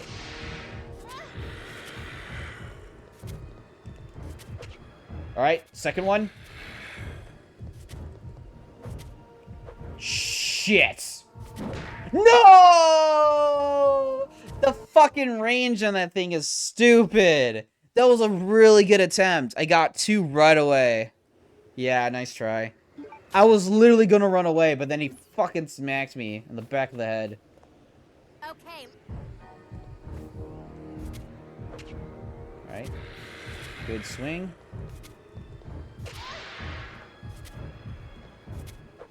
Alright, he's gonna smack me. Yeah, so I was gonna take the smack. I didn't want to risk going near the edge. I am in danger now. Orange caution. I could probably survive one more. Alright. Alright, good hit, good hit.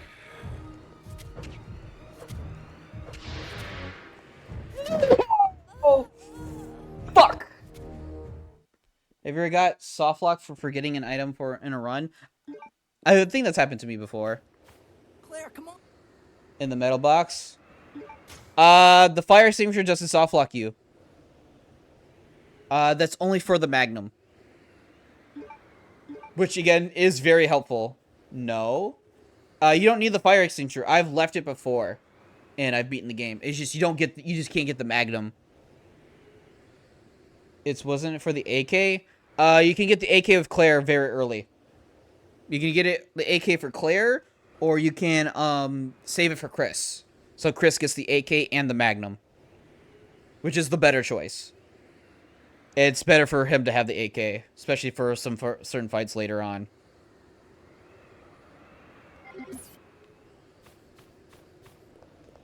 Okay, let's go.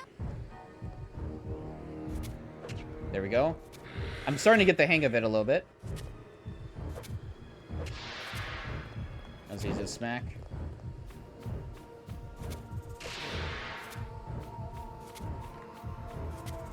Alright. Alright, just run away, just run away. Damn, the wind was pushing that.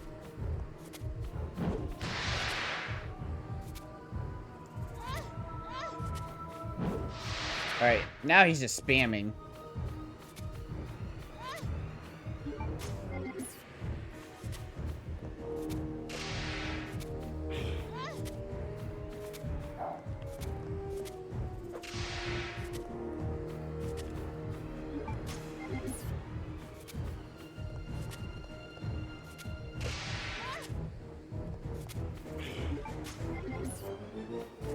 If I take any more damage, I need a heal.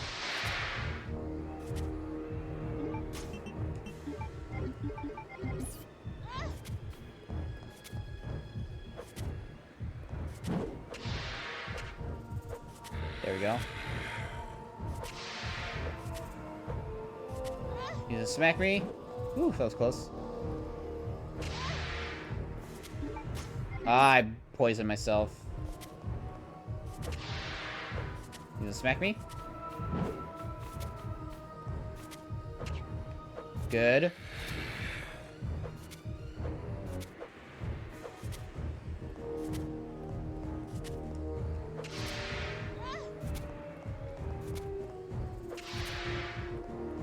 Trying for the grab.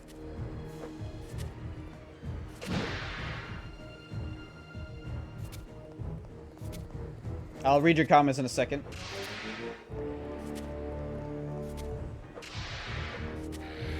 I don't care if I'm poisoned, it's fine. Yes! Let's go! Ooh.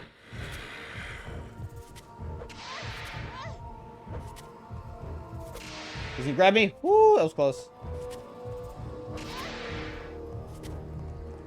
He's actually very close, I bet. That hurt a lot. I'm probably in danger? Yep. Good hit. Let's go! Woo! I'm poisoned, but that's fine. I love this cutscene. The fucking knife. I got you. Boom! Mmm! And that's how you knife it, with one full heal. With one full heal. I literally, if you get the perfect run, the perfect scenario, you could one cycle him. If you get your positioning down right, you could predict where he's moving and where he stops without taking any damage. Because if you hit him in his heart, no poison spurts. You need the perfect distance and the perfect range and the perfect positioning. That's how you do it. That felt good. I was like, dude, I got him. I got him. I got him. You're alive. So yeah, there's 3 ways he can technically die cutscene-wise. The one I just showed you, which is the knife. Which is my favorite one. You'd be surprised how much that Capcom has done that in past games. They probably figured, like, this game's hard. Let's make a cutscene where you kill him with the knife, because the knife is, like, one of the only guns that can crit him. I'm sorry. I failed. Only the hunting rifle and the knife, and the hunting knife, is the only weapons in the game that can crit his heart. Using normal weaponry just does damage. I don't think you can technically hit his weak spot. But the knife specifically has the hitbox to hit the actual heart of Nosferatu. So that's why they probably did that. They gave the knife literally the crit damage of a hunting rifle. Look. So yeah, there's 3 cutscenes for that. There's 3 cutscenes. 1, the one you just saw with the knife. 2, if you kill it normally, he just drops dead and his heart explodes and he just dies. And then 3, you do the Claire with the rifle aims and fires into his heart, which is also very cool. But I think the knife one is the best one to get and the best one to see. It's the coolest one for sure. But that's why I said, like, he's not the hardest to knife. He's just mostly trial and error. And I was just rusty. I was like, I remembered, I was like, all right, I need to hit him at the spot, and then I need to remember how much spacing I need, and then, as you saw, I was getting it down. And when you got it down, boom. I've always killed him with the rifle only. Yeah, as you should. You should kill him with the rifle. But if you're doing a knife only run, if you're doing a knifing challenge, or any knifing in general, that's how you do it. Never bothered using other guns. Yeah, if you miss all your rifle shots, or you miss enough to where it doesn't kill him instantly, yeah, you'll need other weapons.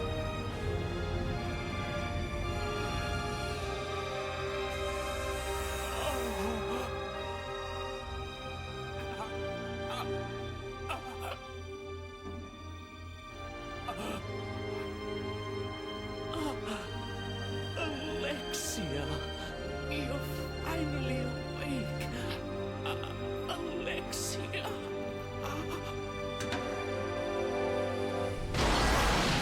Yeah, they did that different in Darkside. In this game, Alexia cradles his dead body, right? In Darkside, she actually kills him. She actually kills Alfred.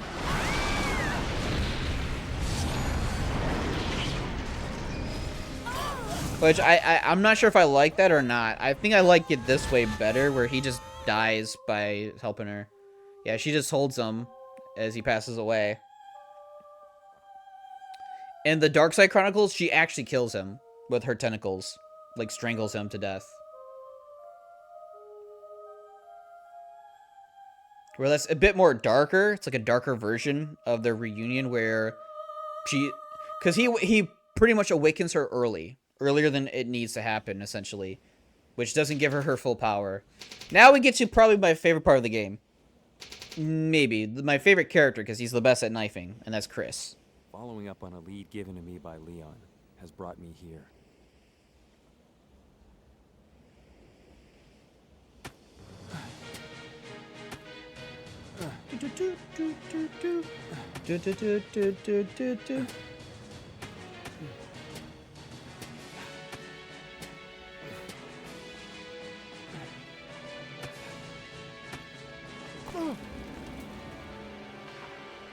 So I'm just let this play out.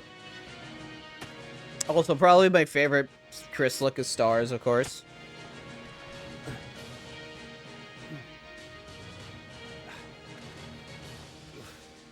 Don't worry, Claire. I'm coming to save you. Don't worry, Claire. Coming to save you. I don't know. I like Alexia cradling him. Like I said, I think I prefer it that way too. I prefer like where it just still shows their bond as brother and sister, and maybe lovers, because you know that's pretty much implied. Where Darkside Chronicles is like, yeah, we're gonna make it to where she straight up just kills him. In Darkside Chronicles, they kind of more or less, they kind of more or less, they keep some of the tension of their romantic lifestyle, but they get rid of a lot of it through her just killing him. Also, we see a familiar face. I didn't expect to find another living person left on this island. Who are you? I came here looking for a certain girl. A girl? Have you seen anyone named Claire Redfield? Did you just say Claire? You know who she is, don't you? Don't worry about her. I helped her escape. Several planes took off from this island not long. No. Well, It's better if you do it with Chris. she was probably on one of them. I see. I guess my sister owes you. Thanks for helping. Everyone's gone. I may be the only other person left. Go on. This part Follow your sister and get off this island. with Ricardo.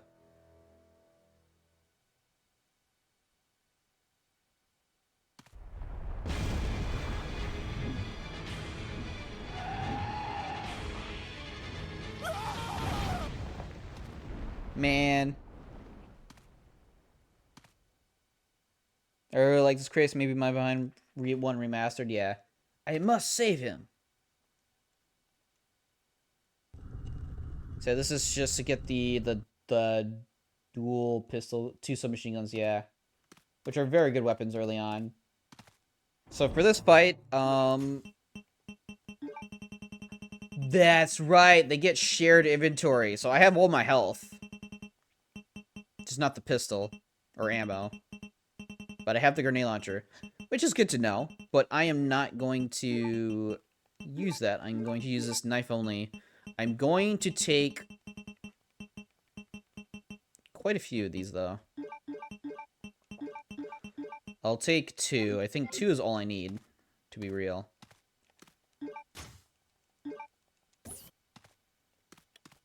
But, what time is it? Ooh, it's almost 8. Yeah, so I streamed for an hour longer than usual, mainly because the Nosferatu fight took a lot longer to deal with, which is fine. But, I'll be back, pretty early. I've always killed the worm with Chris, but it's not necessary. Is it? No. So, there's an elevator in that fight that is slowly progressing. Resident Evil 5 literally has a reference to this with the... Well, I did distract you a lot. You're fine. I'd rather be distracted and talk to chat because it's mostly fun. And I can still play and talk to chat at the same time. I just was trying to explain stuff. You're fine. Don't worry about that. I like talking a lot. I like discussing stuff. It is probably my favorite part of streaming is interacting with people like you and others. I'd rather do that than sit here and just play the game alone. So that's fine with me. Maybe not everybody's into that stuff, but I am. But more or less, to answer your question, I've always killed the worm with Chris, but it's not necessary, is it? No. Resident Evil 5 has a reference to this as well, where if you wait out the elevator when you're going against the lickers on the ship, the elevator arrives and you get out of there. There's a couple of levels in Resident Evil 5 that does that. This game, there's a elevator that is going down, and that takes you to the facility. You can just wait out the fight and just avoid the worm entirely, and you can just escape there. And if you return to that area, the worm is still a danger, but you would never really want to return there unless you didn't pick up all the items. However, that does guarantee Ricardo's death regardless. That means you won't get the extra cutscene. You won't get if you gave him the hemostat, you won't get the lighter, which is kind of important to give to Chris because that actually solves a lot of that helps him out pretty early on and allows him to get Magnum, helps him get lots of good ammo. Technically helps him get the AK at that point as well. Like Ricardo doesn't die no matter what you do. He does. Ricardo does die no matter what you do. He always passes away. If you're Chris and you come here without giving him the hemostat, you can still rescue him for one final cutscene, but he doesn't give Chris a lighter because he doesn't have a lighter to give. When you give him the hemostat, you give him the lighter, so he has the lighter on him. When you kill the worm and the worm spits him out, he is able to give you the lighter, which is not an important item, but it does give you some of the better stuff in the game. I know in some speedruns, or at least world record, they do not give him the hemostat. It is too much time. Sorry if I make mistakes while writing. I'm writing fast, and this is not my first language. I completely understand. That's completely fine. This is my first language, and I stumble my words all the time. Do not worry, bro. You're fine. But yeah, Ricardo dies no matter what you do. And it is just up to you if you want to have the final cutscene with him, which is very nice. I love that final cutscene. Ricardo's such a cool character who has very few lines, but his presence is very memorable in my opinion. But yeah, it's better if you do kill the worm. And I'm gonna tell you straight up, it's actually not hard with the knife. The worm is actually one of the easier bosses in the game to knife. It takes a little bit of trial and error, but I'll show it next time I stream, which is going to be tomorrow. Uh, if I had to give a time frame, like within like tomorrow, 15 hours from now, something like that. I'm gonna try to stream this pretty early and get like 3 or 4 hours in, which should get us through most of Chris's stuff, to be honest. Which is gonna be fun. The only boss that I killed was the doctor, and that is a mini boss. The doctor is a mini boss. He is technically the a Crimson Head, is what we call him. He's a Crimson Head zombie because of his speed, damage, and resilience. He is awful. He is literally a DPS chick. You need to have at least full heals against him because he does like double the damage, maybe even triple damage with his bites. He is ridiculously bad to fight. But yeah. There's no. Yeah, I realize there's no music, for the save room, unless in certain areas. But yeah. Most bosses, every boss in this game can be knifed. There's certain bosses that give you a special animation when you knife them, specifically the Nosferatu fight. Um, and some of them are either very easy, trial and error hard, skill based hard, or just downright difficult. And the zombie Crimson Head is literally in the difficult category because he can end deathless runs if you're using a knife, as you said. Otherwise, he can be the very bane of your existence if you're not careful with him.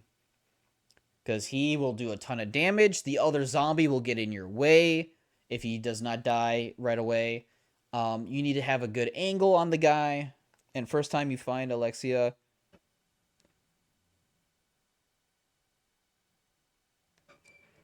I'm gonna tell you straight up, man. Alexia is is like the easiest boss to knife. First time, she is the easiest to knife. It does take some trial and error. She's in the trial and error category. Unless you know what to do, she is the easiest boss to knife. You can literally do her almost damageless. Her only attacks is Blood Flick and the Flames. Her other attack is her insta kill. You can knife her from a distance with Chris. If you normal swing with Chris, you can do damage and then back away. That's literally all you do. You knife, back away, knife, back away. If she flicks her blood, you run around. Oh yeah, that's cool. Yeah. Yeah, she is actually very easy to knife. She is not that hard. Even when her blood starts getting like very like hard to traverse around, you can honestly like last dish effort just knife the crap out of her, and you might stun her. And stunning her is not the hardest thing in the world with the knife. If you get like a really good lucky crit, it is insane. But I'll knife Alexia if you come back on either the next stream or the stream afterwards. When I do get to that part, I'm gonna fuck her up with the knife. I might die a few times, just remembering my positioning and spacing I need for her. But I think I've gotten very close to beating her first try on some of my plays. You stream every day. I try to stream every day. Some days I would like to. I should make a schedule. To be completely honest, I should start making schedules so people like you or like subscribers and just people in general who see my streams and see what my schedule is for the week, and what times I'll be on would probably help. I try to stream every day. Sometimes work gets in the way. My work schedule is very flexible, so I'm sometimes working very early so I can actually stream later.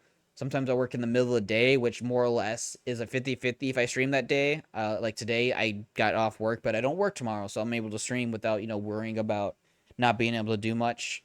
And since I don't work tomorrow, I'll probably stream longer. I'll probably stream a little bit earlier, like 12 o'clock my time, which is within almost 14, 15 hours from now. Since you are following and subscribe, you'll know when I stream tomorrow. I don't use Twitch, but if I remember, I will come back. I don't use Twitch, but if I remember, I will come back. Okay, cool. I say like you might get a notification, depending on what you use. If you don't have the app, that's fine. If you're using a computer or laptop, that's fine as well. But yeah, I'll be back on later tomorrow. Like I went here to just not study. Fun. That's funny. Yeah, I'm surprised you even found my stream. Like, I don't think I'm that many people. I stayed because you're pretty chill and helped me. Oh, I like I said, I don't mind giving tips and tricks. Especially people who want to like knife run this game, and I love knife running this game. And yeah, I'm a pretty chill guy. Like, I'm pretty lenient. I don't I don't discourage backseating, but I don't want it to be like a overzealous thing. Unless it's like spoilers, then I will put my foot down. But yeah, I like to be chill. I like to be, like very casual with chatters. I look for people playing Resident Evil CV. Fair enough. Fair enough. That's fair enough. Yeah, I play a lot of games. I did a Resident Evil marathon October last year, and I couldn't get to to Resident Evil Code Veronica X. I did 0, 1, 2, 3. I did 0, Resident Evil 1 remake, Resident Evil 2 remake, Resident Evil 3 remake, and then Resident Evil 4 original, Resident Evil 4 remake, and then Resident Evil 5. And if they respond when I type, I usually stay. Yeah, I try to respond as quick as possible. Sometimes when I'm playing, I'm a little too distracted, and it might take me like a couple minutes, maybe it's even like 5 to 10 sometimes because I'm so distracted in the game to actually see if somebody's types. I have my laptop's like right from where the camera is. It's right over here. It's right over there. So I have to turn my attention usually away from my TV. But yeah, I typically try to respond and talk to people, and yeah, this is my favorite part of streaming is talking with you guys. If it's just one or two people, that is completely fine. I talk in general when there's like nobody. Yeah. Like I don't like watching big streamers because you're pretty much non-existent. Yeah, I understand that. But also the thing with big streamers. It's just like that's so hard to keep up with so many people. That's why people who are like mods, who are subscribers, usually get a lot more attention. People who have like badges and stuff and have been around the stream and subscribe a lot usually get the most attention, which is just unfortunate. But if I ever get big, which may or may not happen, I'll always try to talk to everybody I can. I apologize to those who I can't. That's why usually when people subscribe, they send a message or a question through that, and I would like answer those as well. Of course, I understand. Just personally, I enjoy talking and watching someone. Yeah, exactly. Yeah, exactly. I like doing that too. Like I follow a lot of a lot of smaller streamers, some big, but that's mostly because I like watching them too without really chatting. Just have something play in the background and I can just like occasionally watch. But I have friends who are streamers and YouTubers who don't have the most like people watching, and I'm able to chat with them and with the other chatters, which is super fun. It's nice, and like I said, I want to try to build a community. Uh, Ooh, excuse me. I did eat not too long ago. I like to build a bit of a community here, and if I can get guys like you to return to the stream and talk, I'll be happy. I like having people come back and talk. Eventually, I'll probably make a Discord, so whenever that is up and running, I'll try to advertise that if you want to like keep up with the streams, keep up with chatting, and just chatting in general and Discord. I'll eventually get that set up. Same with my overlay. I want to get that set up too in the future, but when I probably get a little bit bigger and probably have a bit of a more of a casual audience, I'd probably do that more and get more invested into it.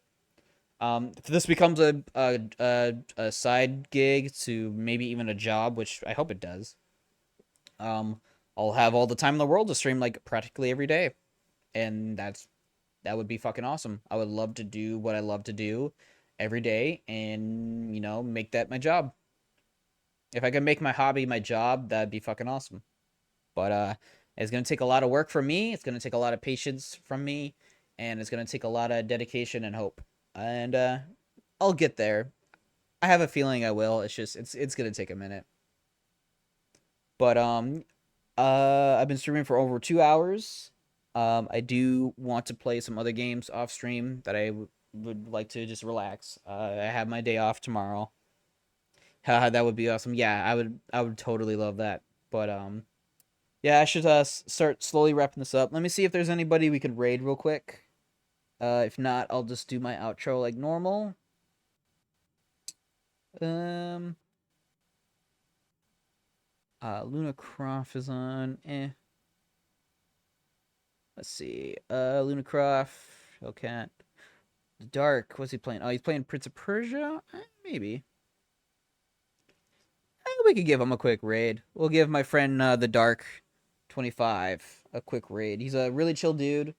I'll need to be going too, so let's see in another time. All right, have a good one. Thank you for sticking by. If you want to stick for the raid, that'd be cool. But yeah. We'll give him a quick raid. I'm gonna quickly switch my headphones because I would like to hear what he's saying. But thank you once again for sticking by with the stream. Thank you for the follow and the Twitch Prime sub. That is very much appreciated. I am very happy and very grateful that you did that. And yeah, we'll check you guys later. I'm AK Austin, and I'll see you guys in the next one. Bye bye.